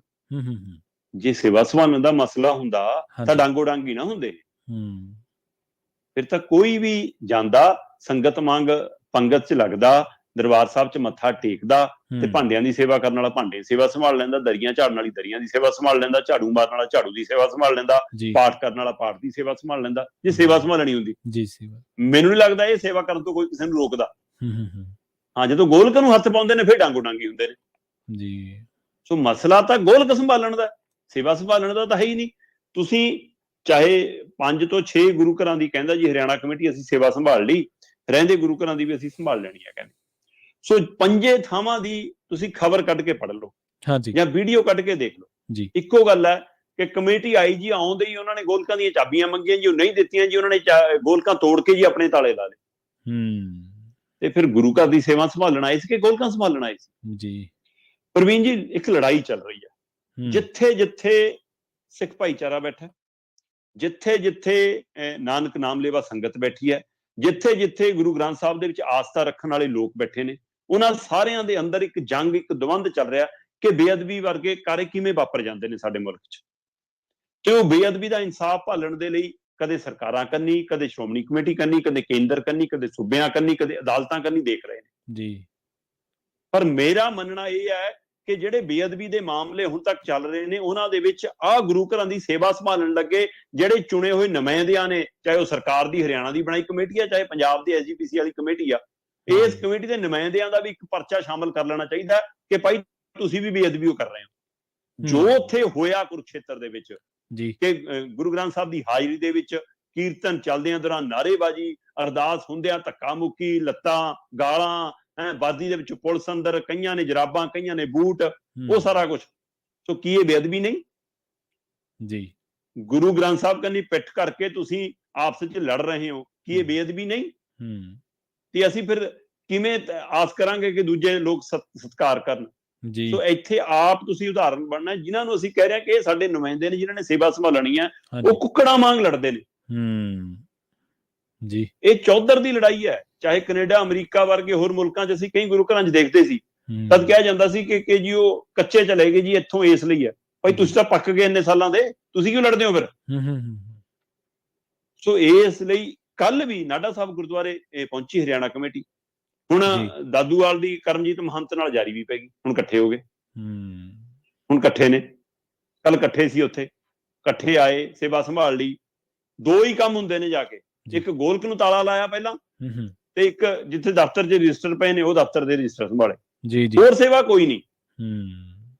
ਸੋ ਇੱਥੋਂ ਸਾਫ਼ ਹੈ ਕਿ ਇਹ ਸੇਵਾ ਸੰਭਾਲਣ ਨਹੀਂ ਪ੍ਰਵੀਨ ਜੀ, ਇਹ ਗੋਲਕਾਂ ਸੰਭਾਲਣ ਆਉਂਦੇ ਨੇ। ਇਸੇ ਦੀ ਤਕਲੀਫ ਸ਼੍ਰੋਮਣੀ ਕਮੇਟੀ ਨੂੰ ਹੈ, ਇਸੇ ਦੀ ਤਕਲੀਫ ਮਤਲਬ ਕਿ ਹੁਣ ਨਵੀਂ ਕਮੇਟੀ ਨੂੰ ਹੈ। ਸੋ ਇਸ ਲਈ ਜੇਕਰ ਇਹ ਮਸਲਾ ਹੁੰਦਾ ਸਿਰਫ ਗੁਰੂ ਘਰ ਦੀ ਸੇਵਾ ਸੰਭਾਲਣ ਦਾ, ਤਾਂ ਮੈਨੂੰ ਲੱਗਦਾ SGPC ਵੀ ਸੰਭਾਲਣ ਨੂੰ ਕਦੇ ਫੜਾ ਦਿੰਦੀ ਇਹਨਾਂ ਨੂੰ, ਤੇ ਜੇ ਉਹਨਾਂ ਨੇ ਸੰਭਾਲਣ ਤਾਂ ਪੁੱਛਣ ਦੀ ਵੀ ਲੋੜ ਨਹੀਂ ਸੀ। ਸੋ ਇਹ ਪੈਸੇ ਦੀ ਲੜਾਈ ਹੈ, ਮਸਲਾ ਖਰਚੇ ਦਾ ਹੈ ਕਿ ਚਾਬੀ ਮੇਰੇ ਕੋਲ ਹੋਣੀ ਚਾਹੀਦੀ ਹੈ ਖਜ਼ਾਨੇ ਦੀ। ਉਸ ਮਨਸ਼ਾ ਦੇ ਇਹ ਭਾਵ ਸਾਫ਼ ਨਜ਼ਰ ਆਉਂਦੇ ਨੇ। ਸੋ ਕੱਲ ਤਾਲੇ ਤੋੜੇ, ਉੱਥੇ ਵੀ ਨਾਢਾ ਸਾਹਿਬ ਵੀ ਆ ਕੇ ਗੋਲਕਾਂ ਸੰਭਾਲ ਲੀਆਂ, ਦਫ਼ਤਰ ਦੇ ਸਾਰੇ ਰਜਿਸਟਰ ਸੰਭਾਲ ਲਏ। ਸੋ ਇਹ ਕਹਿੰਦੇ ਜੀ ਆਉਣ ਵਾਲੇ ਸਮੇਂ 'ਚ ਬਾਕੀ ਗੁਰੂ ਘਰਾਂ ਦੀ ਸੇਵਾ ਵੀ ਸੰਭਾਲ ਲਾਂਗੇ। ਤੇ ਕਰਮਜੀਤ ਸਿੰਘ ਕਹਿੰਦਾ ਜੀ ਮੇਰੇ ਚੋਣਾਂ ਲੜਨ ਦੀ ਕੋਈ ਇੱਛਾ ਨਹੀਂ, ਇਹ ਸਾਰੇ ਝਿੰਡੇ ਹੋਰੀ, ਇਹ ਸਾਰੇ ਦਾਦੂਵਾਲ ਹੋਰੀ, ਸਾਰੀਆਂ ਇਹ ਧਿਰਾਂ ਇਕੱਠੀਆਂ ਹੋ ਜਾਣ। ਸੋ ਇਹ ਕਹਿੰਦੇ ਕਿ ਇਕੱਠੇ ਹੋ ਕੇ ਆਪਸ ਦੇ ਵਿੱਚ ਨਵੀਂ ਚੋਣ ਜਦੋਂ ਕਰਾਉਣੀਆਂ ਕਰਾ ਲੈਣ, ਮੈਂ ਚੋਣ ਨਹੀਂ ਲੜਨੀ, ਮੈਂ ਤਾਂ ਉਨੀ ਦੇ ਸੇਵਾ ਸੰਭਾਲ ਰਿਹਾ। ਸੋ ਇਹ ਸੇਵਾ ਗੋਲਕਾਂ ਦੀ ਸੇਵਾ ਪ੍ਰਵੀਨ ਜੀ, ਹੋਰ ਇਹ ਤੋਂ ਵੱਧ ਕੇ ਕੁਛ ਨਹੀਂ। ਜੀ ਜੀ। ਵੈਸੇ ਵੀ ਇਹਨਾਂ ਚੀਜ਼ਾਂ ਨੂੰ ਲੈ ਕੇ ਜਿਹੜੇ ਪੰਥ ਦੇ ਅਸਲ ਚਿੰਤਕ ਲੋਕ ਨੇ, ਜਿਹੜੇ ਪੰਥ ਦੀ ਹਰ ਟਾਈਮ ਚਿੰਤਾ ਕਰਦੇ ਨੇ, ਉਹਨਾਂ ਨੇ ਵੀ ਇਹਨਾਂ ਕੰਮਾਂ ਦੇ ਉੱਤੇ ਸ਼ਾਬਾਸ਼ੀ ਨਹੀਂ ਦਿੱਤੀ, ਉਹਨਾਂ ਨੇ ਵੀ ਚਿੰਤਾ ਹੀ ਪ੍ਰਗਟਾਈ ਹੈ। ਸ਼ਰਮਾ ਜੀ, ਅਗਲੀ ਖਬਰ ਦੇ ਵੱਲ ਵਧੀਏ। ਸ਼ਰਮਾ ਜੀ, ਜਵੇਦ ਅਖਤਰ ਪਾਕਿਸਤਾਨ ਜਾਂਦੇ ਨੇ ਤੇ ਪਾਕਿਸਤਾਨ ਜਾ ਕੇ ਉਹ ਪਾਕਿਸਤਾਨ ਦੇ ਉੱਤੇ ਇੱਕ ਐਸਾ ਬਿਆਨ ਦਾਗਦੇ ਨੇ ਕਿ ਉੱਥੇ ਖੜ ਕੇ ਉਹਨਾਂ ਨੂੰ ਸ਼ੀਸ਼ਾ ਵਿਖਾ ਕੇ ਆਉਂਦੇ। ਅਕਸਰ ਜਿਹੜੇ ਰਾਸ਼ਟਰਵਾਦੀਆਂ ਦੇ ਉੱਤੇ ਨਿਸ਼ਾਨੇ ਦੇ ਉੱਤੇ ਉਹ ਰਹਿੰਦੇ ਸੀਗੇ, ਉਹੀ ਰਾਸ਼ਟਰਵਾਦੀ ਅੱਜ ਉਹਨਾਂ ਦਾ ਗੁਣਗਾਨ ਕਰ ਰਹੇ ਨੇ। ਹਾਲਾਂਕਿ ਹੋ ਸਕਦਾ ਉਹਨਾਂ ਨੂੰ ਗੁਣਗਾਨ ਕਰਨਾ ਥੋੜ੍ਹਾ ਜਿਹਾ ਔਖਾ ਲੱਗ ਰਿਹਾ ਹੋਵੇ, ਕਿਉਂਕਿ ਜਿਹੜੇ ਬੰਦੇ ਦੀ ਨਿੰਦਿਆ ਕੀਤੀ ਹੋਵੇ ਉਹਦਾ ਫਿਰ ਮਹਿਮਾ ਮੰਡਨ ਕਰਨਾ ਥੋੜ੍ਹਾ ਜਿਹਾ ਔਖਾ ਹੋ ਜਾਂਦਾ ਹੈ। ਇਹਦੇ ਨਾਲ ਇੱਕ ਚਰਚਾ ਛਿੜੀ ਹੈ ਭਾਰਤ ਦੇ ਵਿੱਚ ਅੱਤਵਾਦ ਦੇ ਮਸਲੇ ਦੀ, ਤੇ ਖਾਸ ਕਰਕੇ ਇਸ ਸੰਦਰਭ ਦੇ ਵਿੱਚ ਜਦੋਂ ਅੱਤਵਾਦ ਦੀ ਗੱਲ ਚੱਲਦੀ ਹੈ ਜਾਂ ਜਦੋਂ ਨਸ਼ਿਆਂ ਦੀ ਗੱਲ ਚੱਲਦੀ ਹੈ, ਤਾਂ ਪੰਜਾਬ ਨੂੰ ਹਮੇਸ਼ਾ ਲਾਂਭਾ ਕਹਿ ਲਓ ਜਾਂ ਪੰਜਾਬ ਸਿਰ ਇਹ ਦਾਗ ਲਾਇਆ ਜਾਂਦਾ ਕਿ ਪੰਜਾਬ ਹੀ ਲੰਘ ਹੈ ਪਾਕਿਸਤਾਨ ਤੋਂ ਜਿਹੜੀਆਂ ਗੈਰ ਕਾਨੂੰਨੀ ਕਾਰਵਾਈਆਂ ਹੁੰਦੀਆਂ ਨੇ। ਕੋਈ ਕਹਿੰਦਾ ਦੀਨਾ ਨਗਰ ਅਟੈਕ ਹੋਇਆ ਸੀ, ਕੋਈ ਕਹਿੰਦਾ ਗੁਰਦਾਸਪੁਰ ਹੋਇਆ ਸੀ, ਬਥੇਰਾ ਕੁਛ ਕਿਹਾ ਜਾਂਦਾ ਹੈ। ਪਰ ਕੀ ਇਹ ਗੱਲ ਸੱਚ ਹੈ ਸ਼ਰਮਾ ਜੀ ਕਿ ਪੰਜਾਬ ਹੀ ਨਹੀਂ, ਹੋਰ ਸੂਬਿਆਂ ਦੀਆਂ ਸਰਹੱਦਾਂ ਵੀ ਨੇ ਪਾਕਿਸਤਾਨੀ ਅੱਤਵਾਦ ਦੇ ਲਈ ਦਾਖਲਾ? ਜੀ ਬਿਲਕੁਲ ਪ੍ਰਵੀਨ ਜੀ, ਜੀ। ਜ਼ਿਆਦਾਤਰ ਤਾਂ ਜੇ ਮੈਂ ਕਹਾਂ ਤਾਂ ਦਾਖਲਾ ਹੀ ਦੂਏ ਸੂਬਿਆਂ ਦੇ ਰਾਹੀਂ ਹੈ। ਪੰਜਾਬ ਤਾਂ ਬਦਨਾਮ ਹੈ। ਪੰਜਾਬ ਤਾਂ ਕਹਿੰਦਾ ਕਿ ਲਾਂਘਾ ਖੋਲ ਦਿਓ, ਖੋਲਦੇ ਨਹੀਂ ਜੀ, ਨਹੀਂ ਖੋਲਦੇ। ਜਿਹੜੇ ਲਾਂਘੇ ਤੁਸੀਂ ਨਹੀਂ ਖੋਲੇ ਉਹਨਾਂ ਲਾਂਘਿਆਂ ਰਾਹੀਂ ਸਾਰਾ ਕੁਛ ਆ ਰਿਹਾ ਜੀ। ਸੋ ਜਿਹੜੇ ਤੁਸੀਂ ਕੱਲ ਗੱਲ ਕਰ ਰਹੇ ਹੋ ਕਿ ਉੱਥੇ ਇੱਕ ਉਹਦੇ ਵਿੱਚ ਫੈਸਟੀਵਲ ਜਿਹੜਾ ਉੱਥੇ ਸੀਗਾ, ਫੈਜ਼ ਫੈਸਟੀਵਲ ਹੈ ਨਾ, ਹਾਂਜੀ ਹਾਂਜੀ, ਉਹਦੇ ਵਿੱਚ ਜਾਣਾ ਜਾਵੇਦ ਅਖਤਰ ਹੋਰਾਂ ਦਾ, ਔਰ ਜਿਹੜੇ ਅੰਦਾਜ਼ ਦੇ ਵਿੱਚ ਉਹਨਾਂ ਨੇ ਉੱਥੇ ਗੱਲ ਕੀਤੀ, ਉਹ ਆਪਣੀ ਸ਼ੈਲੀ ਲਈ ਜਾਣੇ ਜਾਂਦੇ ਨੇ, ਉਹ ਆਪਣੀ ਬੇਵਾਕੀ ਲਈ ਜਾਣੇ ਜਾਂਦੇ ਨੇ। ਪਰ ਪ੍ਰਵੀਨ ਜੀ, ਹੁੰਦਾ ਇਹ ਹੈ ਕਿ ਜਿਹੜਾ ਬੰਦਾ ਸਹੀ ਹੋਵੇ ਔਰ ਤੁਹਾਨੂੰ ਕਿਸੇ ਨੁਕਤੇ ਤੋਂ ਗਲਤ ਲੱਗਦਾ ਹੋਵੇ, ਪਰ ਜਦੋਂ ਤੁਹਾਨੂੰ ਲੱਗੇ ਕਿ ਨਹੀਂ ਅੱਜ ਉਹਨੇ ਸਹੀ ਗੱਲ ਕੀਤੀ ਹੈ, ਤਾਂ ਤੁਹਾਨੂੰ ਬੇਵਾਕ ਹੋ ਕੇ ਉਹਦੀ ਤਾਰੀਫ ਵੀ ਕਰਨੀ ਚਾਹੀਦੀ ਹੈ ਨਾ। ਇਹਦੇ ਵਿੱਚ ਮੈਂ ਇਹ ਚੰਗਾ ਪੱਖ ਵੀ ਦੇਖਦਾ, ਜੇਕਰ ਰਾਜਨੀਤਿਕ ਧਿਰਾਂ ਜਿਹੜੀਆਂ ਉਹਨਾਂ ਨੂੰ ਕਦੇ ਸਵਾਲ ਕਰਦੀਆਂ ਸੀ, ਜੇਕਰ ਅੱਜ ਉਹਨਾਂ ਦਾ ਚੰਗਾ ਪੱਖ ਵੀ ਕਹਿ ਰਹੀਆਂ ਨੇ ਤਾਂ ਉਹ ਠੀਕ ਹੈ। ਪਰ ਇਹਦੇ ਪਿੱਛੇ ਵੀ ਦੋ ਤਰ੍ਹਾਂ ਦੀ ਇੱਕ ਧਿਰ ਹੁੰਦੀ ਹੈ। ਇੱਕ ਤੁਸੀਂ ਅਸੀਂ ਲੋਕ ਹਾਂ ਜਿਹੜੇ ਸਾਨੂੰ ਲੱਗਦਾ ਕਿ ਅੱਜ ਜੇਕਰ ਸਰਕਾਰ ਨੇ ਗਲਤ ਕੀਤਾ ਉਹਨੂੰ ਗਲਤ ਕਹਾਂਗੇ, ਕੱਲ ਨੂੰ ਜੇ ਠੀਕ ਕਹੂਗੀ ਤਾਂ ਠੀਕ ਕਹਾਂਗੇ। ਪਰ ਕੁਝ ਧਿਰਾਂ ਉਹ ਹੁੰਦੀਆਂ ਜਿਹੜੀਆਂ ਰਾਜਨੀਤਿਕ ਮਨਸ਼ਾ ਨਾਲ ਬੋਲਦੀਆਂ, ਉਹਨਾਂ ਨੇ ਜਿਹਨੂੰ ਬਦਨਾਮ ਕਰਨਾ ਉਹਨੂੰ ਬਦਨਾਮ ਹੀ ਕਰਨਾ, ਚਾਹੇ ਉਹ ਜਿੰਨਾ ਮਰਜ਼ੀ ਸਾਫ਼ ਹੋਵੇ। ਠੀਕ ਹੈ। ਸੋ ਪਰ ਭਾਜਪਾ ਇਸ ਮਸਲੇ 'ਚ ਸਾਰਿਆਂ ਤੋਂ ਮਾਹਰ ਹੈ। ਭਾਜਪਾ ਦੇ ਲੀਡਰ ਬਸ਼ਰਮੀ ਦੀ ਹੱਦ ਤੱਕ ਕਿਤੇ ਵੀ ਜਾ ਸਕਦੇ ਨੇ। ਅੱਜ ਜਿਹਨੂੰ 100 ਗਾਲਾਂ ਕੱਢ ਰਹੇ ਨੇ, ਉਹਦੇ ਪਰ ਕੱਲ ਨੂੰ 100 ਫੁੱਲ ਚੜਾ ਕੇ ਉਹਨੂੰ ਮੱਥਾ ਵੀ ਟੇਕ ਸਕਦੇ ਨੇ। ਸੋ ਇਸ ਲਈ ਉਹਨਾਂ ਵਰਗਾ ਬਸ਼ਰਮੀ ਦਾ ਹੱਦ ਕੋਈ ਨਹੀਂ। ਅੱਜ ਉਹਨਾਂ ਦੇ ਲਈ ਹੀਰੋ ਹੋਊਗਾ ਜੀ ਜਾਵੇਦ ਅਖਤਰ ਜੀ, ਪਰ ਕੱਲ ਨੂੰ ਇਹ ਦੇਰ ਨਹੀਂ ਲਾਉਣਗੇ ਜਦੋਂ ਇੱਥੇ ਆ ਗਿਆ। ਸੋ ਇਸ ਲਈ ਇਹ ਰੰਗ ਪਟਾਉਣਾ ਉਹਨਾਂ ਨੂੰ ਆਉਂਦਾ। ਪਰ ਜਾਵੇਦ ਅਖਤਰ ਉਹਨਾਂ ਨੇ ਉੱਥੇ ਜਾਵੇਦ ਅਖਤਰ ਬਣ ਕੇ ਗੱਲ ਨਹੀਂ ਕੀਤੀ ਜੀ, ਉੱਥੇ ਉਹਨਾਂ ਨੇ ਭਾਰਤ ਬਣ ਕੇ ਗੱਲ ਕੀਤੀ। ਉੱਥੇ ਉਹਨਾਂ ਨੇ ਠੋਕ ਕੇ ਕਿਹਾ, ਕਹਿੰਦੇ ਕਿ ਜਦੋਂ ਮੁੰਬਈ ਦੇ ਵਿੱਚ ਅਸਲ 'ਚ ਹੋਇਆ ਕੀ ਕਿ ਉੱਥੇ ਉਹਨਾਂ ਨੂੰ ਇੱਕ ਵਿਅਕਤੀ ਨੇ ਸਵਾਲ ਕੀਤਾ। ਠੀਕ ਹੈ। ਤੇ ਸਵਾਲ ਉਹਨਾਂ ਨੂੰ ਇਹ ਕੀਤਾ, ਕਹਿੰਦੇ ਜਨਾਬ ਤੁਸੀਂ ਇੱਥੇ ਆਏ ਹੋ, ਤੁਸੀਂ ਸਾਰਾ ਕੁਝ ਦੇਖਿਆ, ਇਹ 'ਚ ਕੋਈ ਸ਼ੱਕ ਨਹੀਂਗਾ ਕਿ ਖਾਸ ਕਰ ਲਾਹੌਰ ਦੇ ਵਿੱਚ ਤਾਂ ਬਿਲਕੁਲ ਹੈ, ਤੇ ਬਾਕੀ ਪੰਜਾਬ ਵਾਲੇ ਪੰਜਾਬ ਜਿਹੜਾ ਬਸਦਾ ਉੱਥੇ ਲਹਿੰਦਾ ਪੰਜਾਬ, ਉਹਦੇ ਵਿੱਚ ਜਦੋਂ ਇੱਧਰੋਂ ਜਾਂਦੇ ਆ ਤਾਂ ਮੋਹ ਬਹੁਤ ਮਿਲਦਾ, ਪਿਆਰ ਬਹੁਤ ਮਿਲਦਾ ਲੋਕਾਂ, ਹੈ ਨਾ। ਸੋ ਇਹ ਸਵਾਲ ਉਹਨਾਂ ਨੇ ਕਿਹਾ ਕਿ ਜਨਾਬ ਹੁਣ ਤੁਸੀਂ ਜਾ ਕੇ ਉੱਥੇ ਦੱਸੋਗੇ ਕਿ ਪਾਕਿਸਤਾਨੀ ਕਿੰਨੇ ਚੰਗੇ ਨੇ, ਕਿ ਤੁਹਾਨੂੰ ਕਿੰਨਾ ਸਤਿਕਾਰ ਪਿਆਰ ਮਿਲਿਆ। ਉਹ ਕਹਿੰਦੇ ਠੀਕ ਹੈ, ਇਹ ਤੁਹਾਡੀ ਗੱਲ ਦਰੁਸਤ ਹੈ, ਪਰ ਕਹਿੰਦੇ ਮੇਰਾ ਇੱਕ ਸਵਾਲ ਹੈ ਹੁਣ ਕਿ ਜੇਕਰ ਤੁਹਾਨੂੰ ਲੱਗਦਾ ਕਿ ਸਾਰਾ ਕੁਝ ਠੀਕ ਹੈ, ਤੇ ਅਸੀਂ ਤਾਂ ਕਹਿੰਦੇ ਮਤਲਬ ਕਿ ਸਾਰਿਆਂ ਦੇ ਉੱਥੇ ਵੱਡੇ ਵੱਡਿਆਂ ਦੇ ਸ਼ੋਅ ਕਰਾਏ, ਹੈ ਨਾ, ਚਾਹੇ ਉਹ ਮਤਲਬ ਕਿ ਜਿੰਨੀਆਂ ਵੱਡੀਆਂ ਸ਼ਖਸੀਅਤਾਂ ਹੋਈਆਂ ਨੇ ਉਹਨਾਂ ਸਾਰਿਆਂ ਦੇ, ਅਸੀਂ ਚਾਹੇ ਮਹਿੰਦੀ ਹਸਨ ਹੈ, ਚਾਹੇ ਨੁਸਰਤ ਫਤਿਹ ਅਲੀ ਖਾਨ ਹੈ, ਅਸੀਂ ਉਹਨਾਂ ਸਾਰਿਆਂ ਦੇ ਭਾਰਤ ਸ਼ੋਅ ਕਰਾਏ। ਕਹਿੰਦੇ ਤੁਸੀਂ ਕਦੇ ਲਤਾ ਦਾ ਸ਼ੋਅ ਕਰਾਇਆ ਜੀ? ਇੱਥੋਂ ਦੱਸੋ ਫਿਰ ਕਿ ਕੌਣ ਮਤਲਬ ਕਿ ਦਰਿਆ ਦਿਲੀ ਹੈ। ਤੇ ਫਿਰ ਉਹਨਾਂ ਨੇ ਇਹ ਗੱਲ ਕਹੀ, ਕਹਿੰਦੇ ਮੇਰੇ ਮੁਲਕ ਦੇ ਵਿੱਚ ਹਮਲਾ ਹੁੰਦਾ ਬੰਬਈ ਦੇ ਵਿੱਚ, ਤੇ ਉਹ ਨਾਰਵੇ ਤੋਂ ਆਏ ਸੀ ਜਾਂ ਕਿਤੋਂ ਉੱਪਰੋਂ ਅਸਮਾਨ ਚੋਂ ਉਤਰੇ ਸੀ ਜੀ, ਤੇ ਉਹ ਹਮਲਾਵਰ ਕਹਿੰਦੇ ਤੁਹਾਡੇ ਮੁਲਕ ਦੇ ਵਿੱਚ ਅੱਜ ਵੀ ਆਜ਼ਾਦ ਘੁੰਮਦੇ ਨੇ। ਤੇ ਕਹਿੰਦੇ ਬੁਰਾ ਨਾ ਮੰਨਿਓ ਜੀ, ਮੈਂ ਇਹ ਸਵਾਲ ਕਰਦਾ। ਸੋ ਹੁਣ ਇਹ ਸਵਾਲ ਉਹਨਾਂ ਦਾ ਪਾਕਿਸਤਾਨ ਨੂੰ ਸੀ ਕਿ ਮੁੰਬਈ ਦੇ ਹਮਲਾਵਰ ਤੁਹਾਡੇ ਮੁਲਕ 'ਚ ਜਾਂ ਜਿਹੜੇ ਭਾਰਤ 'ਚ ਹੋਰ ਮਾਮਲਿਆਂ ਲਈ ਮਤਲਬ ਕਿ ਦੋਸ਼ੀ ਕਰਾਰ ਨੇ, ਉਹ ਤੁਹਾਡੇ ਮੁਲਕ 'ਚ ਆਜ਼ਾਦ ਘੁੰਮਦੇ ਨੇ, ਫਿਰ ਤੁਹਾਡੀ ਉੱਥੇ ਕਾਰਵਾਈ ਕਿਉਂ ਨਹੀਂ ਹੁੰਦੀ? ਸਰਕਾਰ ਦੀ ਉੱਥੇ ਮਨਸ਼ਾ ਕਿਉਂ ਨਹੀਂ ਜੇ ਰਿਸ਼ਤੇ ਸੁਧਾਰਨਾ ਚਾਹੁੰਦੇ? ਉਹਨਾਂ ਦਾ ਸਵਾਲ ਇਸ ਨਜ਼ਰੀਏ ਤੋਂ ਸੀ, ਹੈ ਨਾ। ਪਰ ਮੈਂ ਇਸੇ ਨਜ਼ਰੀਏ ਤੋਂ ਪੰਜਾਬ ਵਾਲੇ ਪਾਸੇ ਗੱਲ ਕਰਨਾ ਚਾਹੁੰਦਾ ਪ੍ਰਵੀਨ ਜੀ। ਭਾਰਤ ਦੇ ਵਿੱਚ ਜਦੋਂ ਵੀ ਪਾਕਿਸਤਾਨ ਤੋਂ ਕੋਈ ਅਜਿਹਾ ਮਸਲਾ ਆਉਂਦਾ ਹੈ ਤਾਂ ਕਹਿੰਦੇ ਜੀ ਆਹ ਵਾਘਾ ਬਾਰਡਰ ਨਹੀਂ ਖੁੱਲਣਾ ਚਾਹੀਦਾ, ਇਹ ਸਰਹੱਦ ਨਹੀਂ ਖੁੱਲ ਜਾਣੀ ਚਾਹੀਦੀ ਜੀ। ਇੱਧਰੋਂ ਡਰੋਨ ਆਉਂਦੇ ਨੇ, ਕੈਪਟਨ ਵੀ ਇਹੀ ਰੋਣਾ ਰੋਂਦਾ ਸੀ, ਭਗਵੰਤ ਵੀ ਇਹੀ ਰੋਣਾ ਰੋਣ ਲੱਗ ਗਏ। ਪਹਿਲੀਆਂ ਸਰਕਾਰਾਂ ਦੇ ਸਮੇਂ ਵੀ ਇਹ ਬਾਰਡਰ ਖੋਲਣ ਲਈ ਕਦੇ ਪਹਿਲ ਕਦਮੀ ਨਹੀਂ ਹੋਈ। ਕੇਂਦਰ ਸਰਕਾਰ ਤਾਂ ਪਹਿਲਾਂ ਹੀ ਪੰਜਾਬ ਕੰਨੀ ਨੂੰ ਮੂੰਹ ਕਰਕੇ ਇਹੀ ਗੱਲ ਕਹਿੰਦਾ ਰਹਿੰਦਾ ਕਿ ਹਾਂ ਜੀ ਇੱਧਰ।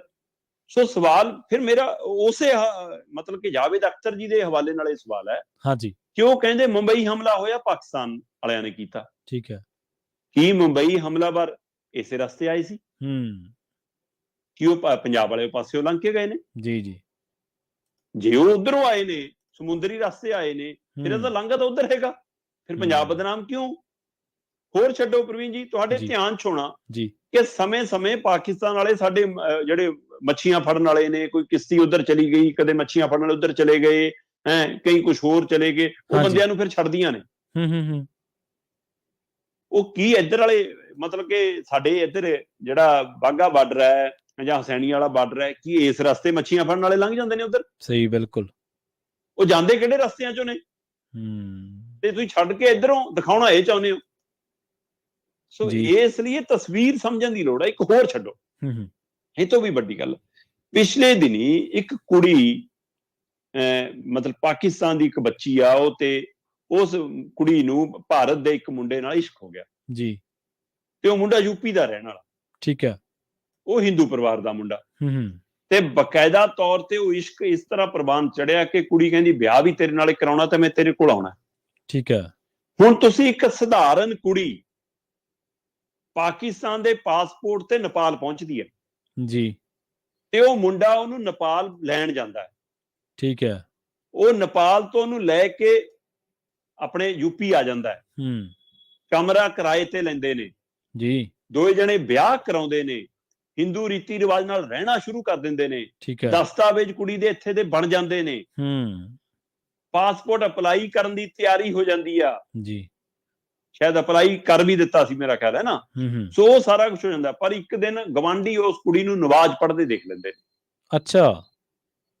ਤੇ ਜਦੋਂ ਨਵਾਜ਼ ਪੜ੍ਹਦੀ ਦੇਖਦੇ ਨੇ, ਫਿਰ ਉਹਨੂੰ ਸ਼ੱਕ ਪੈਂਦਾ ਕਿ ਇਹ ਹੈ ਤਾਂ ਨਾਮ ਹਿੰਦੂ ਰੱਖੇ ਹੋਏ ਨੇ, ਮੰਦਿਰ ਜਾਂਦੇ ਨੇ, ਵਿਆਹ ਉਵੇਂ ਹੋਇਆ ਹੈ, ਤੇ ਆਹ ਨਵਾਜ਼ ਕਿਉਂ ਪੜ੍ਹਦੀ ਹੈ? ਠੀਕ ਹੈ। ਤੇ ਜੀ ਉਹ ਮਤਲਬ ਇਹ ਸ਼ੱਕ ਪਣਾ, ਮਤਲਬ ਨਵਾਜ਼ ਪੜ੍ਹਨਾ ਵੀ ਸ਼ੱਕੀ ਹੋਇਆ, ਤੇ ਉਹਨਾਂ ਨੇ ਜਦੇ ਉਹਦੀ ਸ਼ਿਕਾਇਤ ਕਰਤੀ। ਤੇ ਜਦੋਂ ਘਰ ਜਾ ਕੇ ਕਾਗਜ਼ ਫਰੋਲੇ ਪੁਲਿਸ ਨੇ, ਤਾਂ ਉਹ ਚੋਂ ਪਾਸਪੋਰਟ ਮਿਲ ਗਿਆ ਪਾਕਿਸਤਾਨ ਵਾਲਾ, ਤੇ ਕੁੜੀ ਫੜੀ ਗਈ ਜੀ। ਹੁਣ ਪ੍ਰਵੀਨ ਜੀ, ਇੱਕ ਸਧਾਰਨ ਕੁੜੀ ਇਸ਼ਕ ਪ੍ਰਵਾਨ ਚੜਾਉਣ ਲਈ ਨੇਪਾਲ ਰਾਹੀਂ ਭਾਰਤ 'ਚ ਦਾਖਲ ਹੋਈ, ਯੂਪੀ 'ਚ ਦਾਖਲ ਹੋਈ, ਤੇ ਫਿਰ ਇਹ ਮੈਨੂੰ ਦੱਸੋ ਕਿ ਜਿਹੜੇ ਟ੍ਰੇਨਡ ਅੱਤਵਾਦੀ ਨੇ, ਟ੍ਰੇਨਡ ਸਮਗਲਰ ਨੇ, ਉਹਨਾਂ ਲਈ ਦਾਖਲ ਹੋਣਾ ਕੀ ਔਖਾ? ਕੀ ਔਖਾ, ਬਿਲਕੁਲ ਸਹੀ ਹੈ। ਉਹਨਾਂ ਲਈ ਆਉਣਾ ਕੀ ਮੁਸ਼ਕਲ? ਤੇ ਫਿਰ ਜੋਗੀ ਜੀ ਨੂੰ ਪੁੱਛੋ ਨਾ ਕਿ ਕਿੱਥੇ ਆ ਤੁਹਾਡੀ ਨਾਕਾਬੰਦੀ? ਕਿੱਥੇ ਬਦਨਾਮ ਤੁਸੀਂ ਪੰਜਾਬ ਦੇ ਬਾਰਡਰ ਕੀਤੇ ਪਏ ਨੇ ਕਿ ਡਰੋਨ ਆ ਗਏ ਜੀ, ਹਥਿਆਰ ਆ ਗਏ ਜੀ, ਆ ਗਏ ਜੀ। ਤੇ ਜੇ ਇੱਕ ਮਤਲਬ ਸਧਾਰਨ ਬੱਚੀ ਆ ਸਕਦੀ ਆ, ਤਾਂ ਅੱਤਵਾਦ ਨੂੰ ਆਉਣਾ, ਹਥਿਆਰਾਂ ਨੂੰ ਆਉਣਾ, ਨਸ਼ਿਆਂ ਨੂੰ ਆਉਣਾ, ਸਮਗਲਰਾਂ ਨੂੰ ਆਉਣਾ, ਪਾਕਿਸਤਾਨ ਤੋਂ ਯੂਪੀ 'ਚ ਦਾਖਲ ਹੋਣਾ, ਭਾਰਤ 'ਚ ਦਾਖਲ ਹੋਣਾ, ਫਿਰ ਕੀ ਮੁਸ਼ਕਲ ਹੈ? ਕੀ ਔਖਾ, ਬਿਲਕੁਲ ਸਹੀ ਹੈ। ਫਿਰ ਪੰਜਾਬ ਦਾ ਬਾਰਡਰ ਬਦਨਾਮ ਕਿਉਂ? ਸੋ ਇੱਥੋਂ ਮਨਸ਼ਾ ਸਾਫ਼ ਸਮਝ ਆਉਂਦੀ ਆ। ਸੋ ਇਸ ਲਈ ਇਹ ਕਹਾਣੀ ਨੂੰ ਸਮਝਣ ਦੀ ਲੋੜ ਆ ਪ੍ਰਵੀਨ ਜੀ। ਇਹ ਨਾਮਾਂ ਤੋਂ, ਚਾਹੇ ਉਹ ਸੂਬਿਆਂ ਦੇ ਨਾਮ ਨੇ, ਚਾਹੇ ਵਿਅਕਤੀਆਂ ਦੇ ਨਾਮ ਨੇ ਜੀ, ਚਾਹੇ ਉਹ ਜਾਵੇਦ ਅਖਤਰ ਦਾ ਨਾਮ ਹੋਵੇ ਤੇ ਚਾਹੇ ਪੰਜਾਬ ਦਾ ਨਾਮ ਹੋਵੇ, ਉਹਨੂੰ ਕੇਂਦਰੀ ਏਜੰਸੀਆਂ ਹੋਰ ਨਜ਼ਰੀਏ ਨਾਲ ਦੇਖਦੀਆਂ ਨੇ, ਉਹਨੂੰ ਸਰਕਾਰਾਂ ਹੋਰ ਨਜ਼ਰੀਏ ਨਾਲ ਦੇਖਦੀਆਂ ਨੇ, ਔਰ ਆਪਣੇ ਆਪ ਨੂੰ ਹੋਰ ਦੇਖਦੀਆਂ ਨੇ। ਸੋ ਹੁਣ ਉਹੀ ਸਵਾਲ ਉਸ ਭਗਵਾ ਚੋਲੇ ਵਾਲੇ ਮੁੱਖ ਮੰਤਰੀ ਨੂੰ ਵੀ ਖੜਾ ਜੀ ਕਿ ਭਾਈ ਤੇਰੇ ਸੂਬੇ ਦੀ ਸਰਹੱਦ ਕਿੰਨੀ ਫਿਰ ਸੇਫ ਹੈ ਜਿਹੜੀ ਤੂੰ ਦੂਏ ਨੂੰ ਬਦਨਾਮ ਕਰਦੇ ਹੋ। ਇਹੀ ਮਹਾਰਾਸ਼ਟਰ ਵਾਲਿਆਂ ਨੂੰ ਵੀ ਖੜਾ ਕਿ ਜੇਕਰ ਉਸ ਰਸਤੇ ਤੋਂ ਆ ਸਕਦੇ ਨੇ ਉਹ ਮੁੰਬਈ ਤੇ ਹਮਲਾਵਰ ਸਮੁੰਦਰ ਰਾਹੀਂ, ਫਿਰ ਤੁਹਾਡੀ ਸਰਹੱਦਾਂ ਸੇਫ ਕਿੱਥੇ ਆ? ਕਿੱਥੇ ਆ, ਬਿਲਕੁਲ ਸਹੀ ਆ। ਤੇ ਤੁਹਾਡੇ ਪੋਰਟ ਤਾਂ ਵੀ ਖੁੱਲੇ ਨੇ, ਤੁਹਾਡੇ ਪੋਰਟ ਰਾਹੀਂ ਤਾਂ ਵੀ ਮਾਲ ਆਉਂਦਾ, ਔਰ ਚਾਹੇ ਉਹ ਨਸ਼ਾ ਫੜ ਹੁੰਦਾ ਹੈ, ਚਾਹੇ ਉਹ ਕੋਈ ਜ਼ਹਿਰ ਫੜ ਹੁੰਦਾ ਹੈ, ਚਾਹੇ ਕੋਈ ਹੋਰ ਚੀਜ਼ਾਂ ਫੜ ਹੁੰਦੀਆਂ ਨੇ, ਤੇ ਪਰ ਵਪਾਰ ਵੀ ਚੱਲਦਾ, ਤੇ ਇੱਧਰੋਂ ਤੁਸੀਂ ਜੈਨੂਨ ਵਪਾਰ ਵੀ ਨਹੀਂ ਹੋਣ ਦਿੰਦੇ ਜੀ। ਸੋ ਇਸ ਲਈ ਇਹ ਸਾਰੀ ਕਹਾਣੀ ਸਮਝਣ ਦੀ ਲੋੜ ਹੈ। ਇਹ ਉਧਰ ਵੀ ਸਵਾਲ ਹੈ ਤੇ ਇੱਧਰ ਵੀ ਸਵਾਲ ਹੈ। ਬਿਲਕੁਲ ਜੀ, ਇਸ ਗੇਮ ਨੂੰ ਸਮਝਣ ਦੀ ਲੋੜ ਹੈ ਸ਼ਰਮਾ ਜੀ। ਜਿੱਥੋਂ ਸਾਰਾ ਕੁਝ ਹੋ ਰਿਹਾ, ਜਿੱਥੇ ਆਪਾਂ ਜਿੱਥੋਂ ਦੀਆਂ ਸਰਹੱਦਾਂ ਤੋਂ ਵੱਡੇ ਵੱਡੇ ਅੰਜਾਮ ਵੀ ਦੇਖ ਲਏ, ਉਹਨਾਂ ਸਰਹੱਦਾਂ ਨੂੰ ਤਾਂ ਫਿਰ ਵੀ ਸੀਲ ਨਹੀਂ ਕੀਤਾ ਜਾਂਦਾ, ਪਰ ਪੰਜਾਬ ਨੂੰ ਹਮੇਸ਼ਾ ਆਈਸੋਲੇਟ ਕੀਤਾ ਜਾ ਰਿਹਾ ਇਸ ਮਸਲੇ ਨੂੰ ਲੈ ਕੇ। ਉਹਦੇ 'ਚ ਪੰਜਾਬ ਦਾ ਵਿੱਤੀ ਨੁਕਸਾਨ ਬਹੁਤ ਹੈ, ਪੰਜਾਬ ਦੇ ਵਿੱਚ ਰੁਜ਼ਗਾਰ ਦਾ ਨੁਕਸਾਨ ਬਹੁਤ ਉਹਨਾਂ ਚੀਜ਼ਾਂ ਦੇ ਨਾਲ। ਜੇਕਰ ਇਹ ਵਾਹਗਾ ਅਟਾਰੀ ਬਾਰਡਰ ਖੁੱਲ੍ਹਦੀ ਹੈ ਤੇ ਅਸੀਂ ਪਾਕਿਸਤਾਨ ਹੀ ਨਹੀਂ, ਮਿਡਲ ਈਸਟ ਤੱਕ ਆਪਦੀਆਂ ਜਿਣਸਾਂ, ਆਪਦੇ ਉਤਪਾਦਨ, ਆਪਦੀਆਂ ਫਸਲਾਂ, ਆਪਣੀਆਂ ਸਬਜ਼ੀਆਂ ਪਹੁੰਚਾ ਸਕਦੇ ਹਾਂ। ਅਗਲੀ ਖਬਰ ਦੇ ਵੱਲ ਵਧ ਗਏ ਸ਼ਰਮਾ ਜੀ, ਤੇ ਗੱਲ ਕਰੀਏ ਜਦੋਂ ਕੋਈ ਬੇਰੁਜ਼ਗਾਰ ਬੰਦਾ ਘਰੇ ਫਿਰਦਾ ਹੁੰਦਾ ਤੇ ਘਰ ਦੇ ਵੀ ਕਹਿੰਦੇ ਆ ਉਹਨੂੰ, ਕਹਿੰਦੇ ਕਿ ਭਾਈ ਕੋਈ ਠੇਕੇ ਤੇ ਲੱਗ ਜਾ। ਪਰ ਪਿਛਲੇ ਕਈ ਸਾਲਾਂ ਤੋਂ ਠੇਕੇ ਵਾਲੇ ਮੁਲਾਜ਼ਮਾਂ ਦਾ ਵੀ ਕੋਈ ਐਕਸਪੀਰੀਅੰਸ ਸਰਕਾਰ ਦੇ ਨਾਲ ਕੰਮ ਕਰਨ ਦਾ ਚੰਗਾ ਨਹੀਂ ਰਿਹਾ।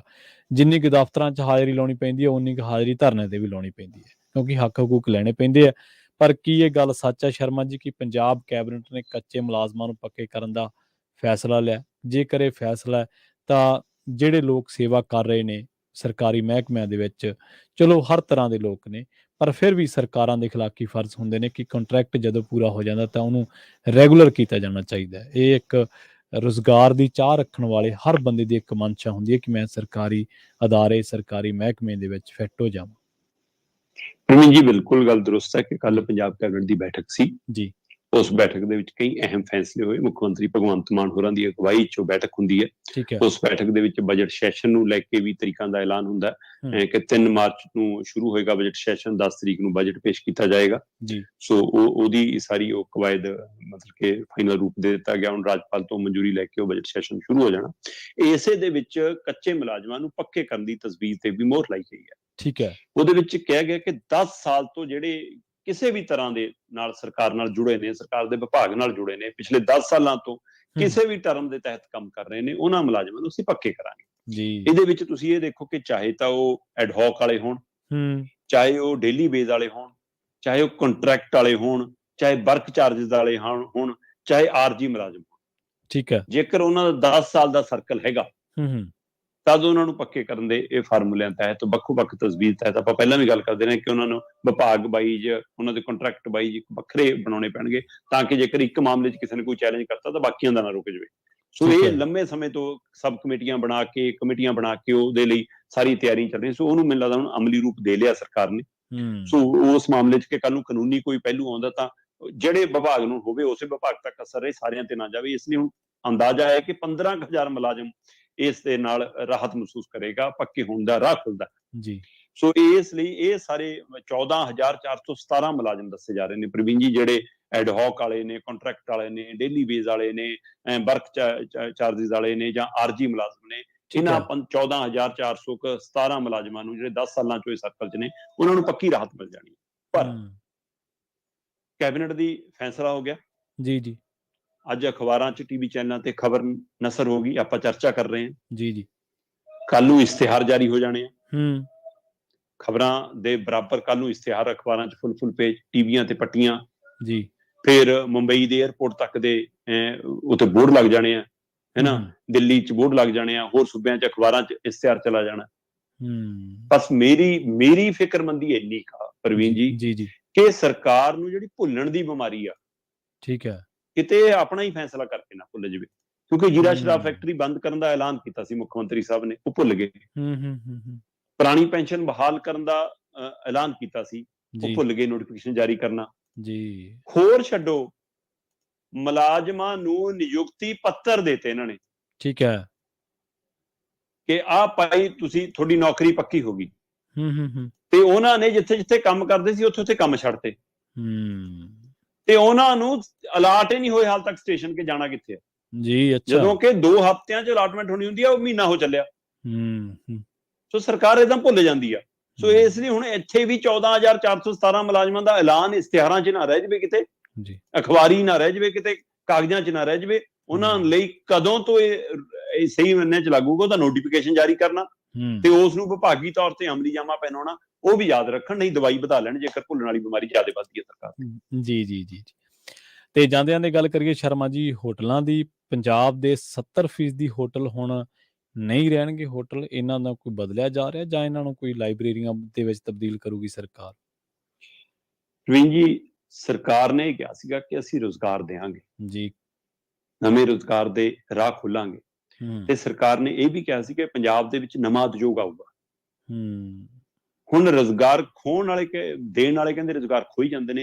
ਇੱਕ ਨਵੀਂ ਜਿਹੜੀ ਇੰਡਸਟਰੀ ਪਾਲਿਸੀ ਆ 2022 ਵਾਲੀ ਜੀ, ਉਹਦੇ ਵਿੱਚ 70% ਪੰਜਾਬ ਦੇ ਹੋਟਲ ਨਹੀਂ ਰਹਿਣੇ। ਠੀਕ ਹੈ।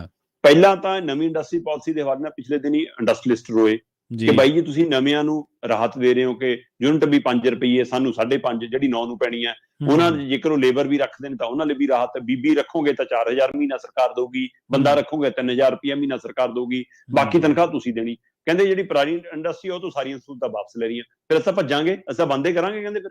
ਸੋ ਇਸ ਲਈ ਉਧਰ ਉਹ ਰੋਸੇ ਚ ਨੇ। ਫਿਰ ਉਦੋਂ ਬਾਅਦ ਮੈਨੂੰ ਪਤਾ ਲੱਗਿਆ ਕਿ ਸੈਲਰਾਂ ਵਾਲੇ ਖਾਸ ਕਰਕੇ ਜਿਹੜੇ ਬਾਸਮਤੀ ਨਾਲ ਸੰਬੰਧਿਤ ਨਹੀਂ ਕਰਦੇ ਸ਼ੈਲਰ, ਉਹ ਸਵਾਲਾਂ ਦੇ ਘੇਰੇ ਚ ਆ ਗਏ ਕਿ ਭਾਈ ਸਾਡਾ ਕੀ ਬਣੂਗਾ। ਫਿਰ ਹੁਣ ਮੈਨੂੰ ਪਤਾ ਲੱਗ ਰਿਹਾ ਕਿ ਨਵੀਂ ਇਸੇ ਇੰਡਸਟਰੀ ਪਾਲਿਸੀ ਦੇ ਵਿੱਚ ਹੋਟਲਾਂ ਨੂੰ ਲੈ ਕੇ ਕਸਮਾਨ ਆ ਗਿਆ। ਕਹਿੰਦੇ ਜੀ ਜਿਹੜੀ 2017 ਵਾਲੀ ਪਾਲਿਸੀ ਸੀ ਉਹਦੇ ਵਿੱਚ 8 ਕਮਰੇ ਵਾਲੇ ਨੂੰ ਹੋਟਲ ਮੰਨਿਆ ਜਾਂਦਾ ਸੀ ਪ੍ਰਵੀਨ ਜੀ, ਠੀਕ ਹੈ। ਹੁਣ 2022 ਵਾਲੀ ਚ 20 ਕਮਰੇ ਵਾਲੇ ਨੂੰ ਹੋਟਲ ਮੰਨਿਆ ਜਾਊਗਾ ਜੀ। ਅੱਛਾ, ਮਤਲਬ 19 ਕਮਰਿਆਂ ਤੱਕ ਵਾਲਾ ਹੋਟਲ ਨਹੀਂ ਹੁਣ, ਠੀਕ ਹੈ। ਅੱਛਾ ਪ੍ਰਵੀਨ ਜੀ, ਪਹਿਲੀ ਗੱਲ ਤਾਂ ਇਹ ਹੈ ਕਿ ਪੰਜਾਬ 'ਚ ਜਿਹੜੀ ਵੀ ਸਰਕਾਰ ਆਈ, ਕੋਈ ਵੀ ਸਰਕਾਰ ਇਹਨੂੰ ਟੂਰਿਸਟ ਹੱਬ ਨਹੀਂ ਬਣਾ ਸਕੀ। ਸੈਰਗਾਹ ਵਜੋਂ ਪੰਜਾਬ ਨੂੰ ਪ੍ਰਫੁੱਲਤ ਨਹੀਂ ਕੀਤਾ ਜਾ ਸਕਿਆ। ਚਾਹੇ ਸਾਡੇ ਕੋਲ ਸੱਚਖੰਡ ਸ੍ਰੀ ਦਰਬਾਰ ਸਾਹਿਬ ਸ਼ਰਧਾ ਦੇ ਹਵਾਲੇ ਨਾਲ ਤੇ ਉਹਦੇ ਆਲੇ ਦੁਆਲੇ, ਚਾਹੇ ਉਹ ਜਲਿਆਂਵਾਲਾ ਬਾਗ ਹੈ, ਚਾਹੇ ਉਹ ਬਾਘਾ ਬਾਰਡਰ ਹੈ, ਜਿਵੇਂ ਅੰਮ੍ਰਿਤਸਰ ਦੇ ਵਿੱਚ ਸੈਲਾਨੀ ਹੋਰ 4 ਗੁਣਾ ਵੱਡੀ ਗਿਣਤੀ 'ਚ ਜਾਂ ਸ਼ਰਧਾਲੂ ਹੋਰ 4 ਗੁਣਾ ਵੱਡੀ ਗਿਣਤੀ 'ਚ ਆ ਸਕਦੇ ਨੇ, ਉੱਥੇ ਸਰਕਾਰੀ ਕੋਈ ਨਜ਼ਰਸਾਨੀ ਨਜ਼ਰ ਨਹੀਂ ਆਈ। ਇਸੇ ਤਰ੍ਹਾਂ ਚਾਹੇ ਸ਼੍ਰੀ ਅਨੰਦਪੁਰ ਸਾਹਿਬ ਹੋਵੇ, ਚਾਹੇ ਉਹਦੇ ਨਾਲ ਨੈਣਾ ਦੇਵੀ ਵਾਲਾ, ਤੇ ਚਾਹੇ ਤਖ਼ਤ ਸ੍ਰੀ ਕੇਸਗੜ੍ਹ ਸਾਹਿਬ ਦੇ ਹਵਾਲੇ ਨਾਲ, ਉੱਥੇ ਜਿਵੇਂ ਸ਼ਰਧਾਲੂ ਔਰ ਸੈਲਾਨੀ ਵੱਧ ਸਕਦੇ ਨੇ, ਉਹਨਾਂ ਨੂੰ ਉਸ ਤਰ੍ਹਾਂ ਨਹੀਂ, ਚਾਹੇ ਅਜੂਬਾ ਬਣਾਇਆ। ਫਿਰ ਇਸੇ ਤਰ੍ਹਾਂ ਚਾਹੇ ਹਰੀਕੇ ਪੱਤਣ ਹੈ ਨਾ, ਚਾਹੇ ਮਤਲਬ ਕਿ ਬੱਦੀ ਵਾਲੇ ਰਾਹ ਦੇ ਉੱਤੇ ਚੱਲ ਜਾਂਦਾ ਡੈਮ ਹੈ, ਜਾਂ ਇਹ ਜਿਹੀਆਂ ਕਿੰਨੀਆਂ ਥਾਵਾਂ ਨੇ ਸਾਡੇ ਕੋਲ ਜਿੱਥੇ ਅਸੀਂ ਟੂਰਿਸਟ ਹੱਬ ਵਜੋਂ ਉਹਨਾਂ ਨੂੰ ਵਧਾ ਸਕਦੇ ਸੀ। ਉਹਦੀ ਕੋਸ਼ਿਸ਼ ਤਾਂ ਨਹੀਂ ਹੋਈ, ਪਰ ਜਿਹੜੀਆਂ ਛੋਟੀਆਂ ਥਾਵਾਂ ਕਸਬੇ ਸ਼ਹਿਰਾਂ 'ਚ ਹੈ ਵੀ ਨੇ, ਹੁਣ ਉੱਥੇ ਬੜੇ ਹੋਟਲ ਤਾਜ ਤਾਂ ਖੁੱਲਣਾ ਨਹੀਂ ਹਰ ਥਾਂ ਜੀ, ਹਰ ਥਾਂ JW ਮੈਰੀਅਟ ਤਾਂ ਆਉਣਾ ਨਹੀਂ। ਤੇ ਫਿਰ ਉੱਥੇ ਹੁੰਦਾ ਕੀ ਹੈ ਕਿ 2 ਬੰਦੇ 4 ਬੰਦੇ ਮਿਲ ਕੇ ਕੋਈ ਥਾਂ ਲੈ ਕੇ ਉੱਥੇ 10 ਕਮਰੇ 20 ਕਮਰੇ ਪਾ ਕੇ ਆਪਣਾ ਹੋਟਲ ਚਲਾ ਲੈਂਦੇ ਨੇ, ਠੀਕ ਹੈ। ਜਾਂ ਫਿਰ ਕਈ ਪਰਿਵਾਰਾਂ ਕੋਲ ਵੱਡੀਆਂ ਕੋਠੀਆਂ ਪਈਆਂ ਨੇ, ਬੱਚੇ ਸਾਰਿਆਂ ਦੇ ਬਾਹਰ ਚਲੇ ਗਏ, ਉੱਥੇ ਇਕੱਲਾ ਬਜ਼ੁਰਗ ਜੋੜਾ ਰਹਿੰਦਾ, ਉਹਨਾਂ ਨੇ ਆਪਣੇ ਘਰਾਂ ਨੂੰ ਗੈਸਟ ਹਾਊਸ 'ਚ ਬਦਲਿਆ। ਜਿਵੇਂ ਦਰਬਾਰ ਸਾਹਿਬ ਦੇ ਆਲੇ ਦੁਆਲੇ 500 ਦੇ ਕਰੀਬ ਇਹੋ ਜਿਹੇ ਹੋਟਲ ਨੇ ਪ੍ਰਵੀਨ ਜੀ, ਠੀਕ ਹੈ ਜੀ। ਬੇਸ਼ੱਕ ਪਿਛਲੇ ਦਿਨੀ ਉਹ ਇੱਕ ਕਾਂਡ ਵਾਪਰਿਆ ਸੀ, ਉਹਨੂੰ ਲੈ ਕੇ ਸਰਕਾਰ ਦੀ, ਪੁਲਿਸ ਦੀ, ਪ੍ਰਸ਼ਾਸਨ ਦੀ, SGPC ਦੀ ਜ਼ਿੰਮੇਵਾਰੀ ਵੱਧਦੀ ਹੈ ਕਿ ਭਾਈ ਸਰਾਵਾਂ ਦੀ ਆੜ ਦੇ ਵਿੱਚ ਗੈਸਟ ਹਾਊਸ ਹੋਟਲਾਂ ਦੀ ਆੜ ਦੇ ਵਿੱਚ ਕਿਤੇ ਸ਼ਰਧਾਲੂਆਂ ਨਾਲ ਕੋਈ ਤਾਂ ਨਹੀਂ ਹੋ ਰਿਹਾ, ਬਦਸਲੂਕੀ ਤਾਂ ਨਹੀਂ ਹੋ ਰਹੀ, ਕੋਈ ਉਹਨਾਂ ਨੂੰ ਮਤਲਬ ਕਿ ਚੀਰਹਰਨ ਤਾਂ ਨਹੀਂ ਹੋ ਰਿਹਾ, ਉਹ ਨਜ਼ਰਸਾਨੀ ਰੱਖਣਾ ਫਰਜ਼ ਹੈ।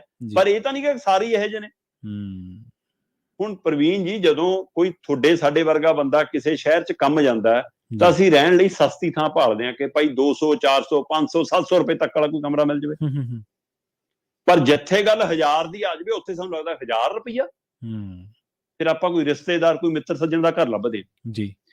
ਪਰ ਇੱਥੇ ਜਿਹੜੀ ਸਰਕਾਰ ਨੇ ਆ ਸਕੀਮ ਲਿਆਂਦੀ ਹੈ, ਇਹਦੇ ਨਾਲ 70% ਹੋਟਲ ਜੇ ਬਾਹਰ ਹੋ ਗਏ, ਉਹ ਹੋਟਲ ਨਾ ਰਹੇ, ਫਿਰ ਬੜੇ ਹੋਟਲ ਰਹਿ ਗਏ, ਤੇ ਉਹਨਾਂ ਦਾ ਭਾੜਾ ਕੀ ਹੋਊਗਾ? ਇਹਦੇ ਨਾਲ ਹੋਣਾ ਕੀ ਆ ਕਿ ਜਿਹੜਾ ਗਰੀਬ ਬੰਦਾ ਕਿਸੇ ਰਹਿਣ ਜੋਗੀ ਥਾਂ ਸਰਾਮ ਵਰਗਾ ਕਮਰਾ ਲੱਭਦਾ, ਉਹਨੂੰ ਉਹ ਕਮਰਾ ਨਹੀਂ ਮਿਲਣਾ ਜੀ। ਕਿੰਨਿਆਂ ਦਾ ਰੁਜ਼ਗਾਰ ਜਾਣਾ, ਚਾਹੇ ਉਹ ਹੋਟਲ ਦੇ ਵਿੱਚ ਸਫਾਈ ਕਰਮੀ ਆ, ਚਾਹੇ ਉਹ ਉੱਥੇ ਰੋਟੀ ਦਾ ਕੰਮ ਕਰਦਾ, ਚਾਹੇ ਉਹ ਬੈੱਡਾਂ ਦੀ ਚਾਦਰਾਂ ਧੋਂਦਾ, ਕੁਛ ਕਰਦਾ, ਉਹ ਸਾਰਿਆਂ ਦਾ ਰੁਜ਼ਗਾਰ ਖੋ ਰਹੇ ਹੋ ਸੀ। ਜੇ 4 ਬੰਦੇ 5 ਬੰਦੇ, ਇੱਕ ਬੰਦਾ ਜਾਂ ਕਿਸੇ ਦਾ ਕਾਰੋਬਾਰ ਚੱਲਦਾ ਸੀ, ਉਹ ਖੋ ਰਹੇ। 19 ਕਮਰਿਆਂ ਤੱਕ ਵਾਲਾ ਹੁਣ ਹੋਟਲ ਨਹੀਂ ਜੀ, ਤੇ ਇਸ ਲਈ ਰੁਜ਼ਗਾਰ ਦੇਣ ਵਾਲੇ ਰੁਜ਼ਗਾਰ ਤਾਂ ਖੋ ਹੀ ਰਹੇ ਨੇ। ਇੱਕ ਹੋਰ ਇਹਦੇ ਵਿੱਚ ਲੁਕਿਆ ਹੋਇਆ ਕਾਂਡ ਕੀ ਹੈ, ਕਹਿੰਦੇ ਜੀ ਜੇ ਤੁਸੀਂ ਹੁਣ 20 ਕਮਰੇ ਵਾਲਾ ਹੋਟਲ ਤੁਸੀਂ ਰੱਖਣਾ ਵੀ ਹੈ ਹੋਟਲ, ਤਾਂ ਤੁਹਾਨੂੰ GST ਨੰਬਰ ਨਵੇਂ ਲੈਣੇ ਪੈਣੇ ਆ। ਅੱਛਾ, ਉਹ ਸਹੂਲਤਾਂ ਖਾਸੀਆਂ ਵਾਪਸ ਲੈ ਲਈਆਂ, GST ਨੰਬਰ। ਉਹਦਾ ਮਤਲਬ ਕਿ ਕੱਲ ਨੂੰ ਸਰਕਾਰ ਦਿਖਾਊਗੀ ਕਿ ਦੇਖੋ ਜੀ ਸਾਡੇ ਕਾਰਜਕਾਲ 'ਚ ਇੰਨੇ GST ਨੰਬਰ ਨਵੇਂ ਆਏ, ਦਾ ਮਤਲਬ ਇੰਨੇ ਨਵੇਂ ਰੁਜ਼ਗਾਰ ਖੁੱਲੇ ਜੀ, ਬਿਲਕੁਲ। ਇੰਨੀ ਨਵੀਂ ਇੰਡਸਟਰੀ ਆਈ ਜਿਹੜੀ ਪਹਿਲਾਂ ਤੋਂ ਹੀ ਚੱਲ ਰਹੀ ਹੈ, ਉਹਨਾਂ ਨੂੰ ਵੀ GST ਨੰਬਰ ਨਵਾਂ ਲਓ ਜੀ। ਤਾਂ ਕਿ ਇਸ ਦੇ ਪਿੱਛੇ ਇੱਕ ਖੇਲ ਹੈ, ਤੇ ਤਾਂ ਕਿ ਕੱਲ ਨੂੰ ਇਸ਼ਤਿਹਾਰ ਜਾਰੀ ਕਰ ਸਕੀ, ਦੇਖੋ ਜੀ ਇੰਨੇ GST ਨੰਬਰ ਅਲਾਟ ਹੋਏ, ਇੰਨੀ ਇੰਡਸਟਰੀ ਨਵੀਂ ਆ ਗਈ। ਸੋ ਇੱਥੇ ਤੁਸੀਂ ਹੋਟਲ ਨਹੀਂ ਰਹਿਣੇ, ਕਾਰੋਬਾਰ ਨਹੀਂ ਰਹਿਣਾ, ਤੁਸੀਂ ਛੋਟੇ ਲੋਕਾਂ ਦਾ ਰੁਜ਼ਗਾਰ ਵੀ ਖੋ ਰਹੇ ਹੋ, ਉਹਦੇ ਨਾਲ ਕਿੰਨਾ ਤਬਕਾ ਜੁੜਿਆ ਹੁੰਦਾ ਉਹ ਵੀ ਖੋ ਰਹੇ ਹੋ, ਤੇ ਜਿਨ੍ਹਾਂ ਨੇ ਜਾ ਕੇ ਇਹੋ ਜਿਹੀਆਂ ਛੋਟੀਆਂ ਥਾਵਾਂ ਤੇ ਰਹਿ ਕੇ ਆਪਣਾ ਘੱਟ ਖਰਚੇ 'ਚ ਰਹਿਣਾ ਹੈ, ਉਹਨਾਂ ਦਾ ਤੁਸੀਂ ਜੇਬ ਦੇ ਉੱਤੇ ਡਾਕਾ ਵੀ ਮਾਰ ਰਹੇ ਹੋ। ਸੋ ਸਰਕਾਰ ਇਹਨਾਂ ਮਸਲਿਆਂ ਤੇ ਗੌਰ ਕਰੇ ਜੀ। ਸ਼ਰਮਾ ਜੀ, ਇਹਨਾਂ ਖਾਸ ਖਬਰਾਂ ਤੇ ਖਾਸ ਜਾਣਕਾਰੀਆਂ ਦੇ ਲਈ ਤੁਹਾਡਾ ਬਹੁਤ-ਬਹੁਤ ਧੰਨਵਾਦ ਜੀ। ਬਹੁਤ ਸ਼ੁਕਰੀਆ ਜੀ।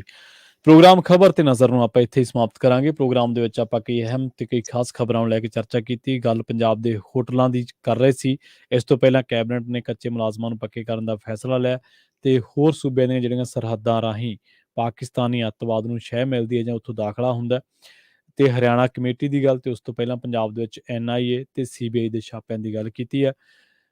ਪ੍ਰੋਗਰਾਮ ਦੇ ਵਿੱਚ ਆਪਾਂ ਕੋਈ ਹੋਰ ਅਹਿਮ ਖਬਰਾਂ ਨੂੰ ਲੈ ਕੇ ਵੀ ਚਰਚਾ ਕੀਤੀ ਹੈ, ਵਿੱਚ ਕਮੈਂਟ ਜਿਹੜੇ ਆ ਪੰਥਕ ਮਸਲਿਆਂ ਨੂੰ ਲੈ ਕੇ ਵੀ ਕੀਤੇ ਸੀਗੇ। ਸ਼ਰਮਾ ਜੀ, ਇੱਕ ਵਾਰ ਫਿਰ ਤੋਂ ਤੁਹਾਡਾ ਬਹੁਤ ਬਹੁਤ ਧੰਨਵਾਦ ਜੀ। ਬਹੁਤ ਸ਼ੁਕਰੀਆ, ਬਹੁਤ ਸ਼ੁਕਰੀਆ ਜੀ। ਸੋ ਪੰਜਾਬੀ ਰੇਡੀਓ USA ਤੇ ਪ੍ਰੋਗਰਾਮਾਂ ਦਾ ਸਿਲਸਿਲਾ ਲਗਾਤਾਰ ਜਾਰੀ ਹੈ। ਤੁਸੀਂ ਜੁੜੇ ਰਹੋ ਪੰਜਾਬੀ ਰੇਡੀਓ USA ਦੇ ਨਾਲ। ਤੇ ਆਖਿਰ ਦੇ ਵਿੱਚ ਇੱਕ ਵਾਰ ਫਿਰ ਤੋਂ ਤੁਹਾਨੂੰ ਸਭ ਨੂੰ ਪਿਆਰ ਸਤਿਕਾਰ ਸਹਿਤ ਸਤਿ ਸ਼੍ਰੀ ਅਕਾਲ।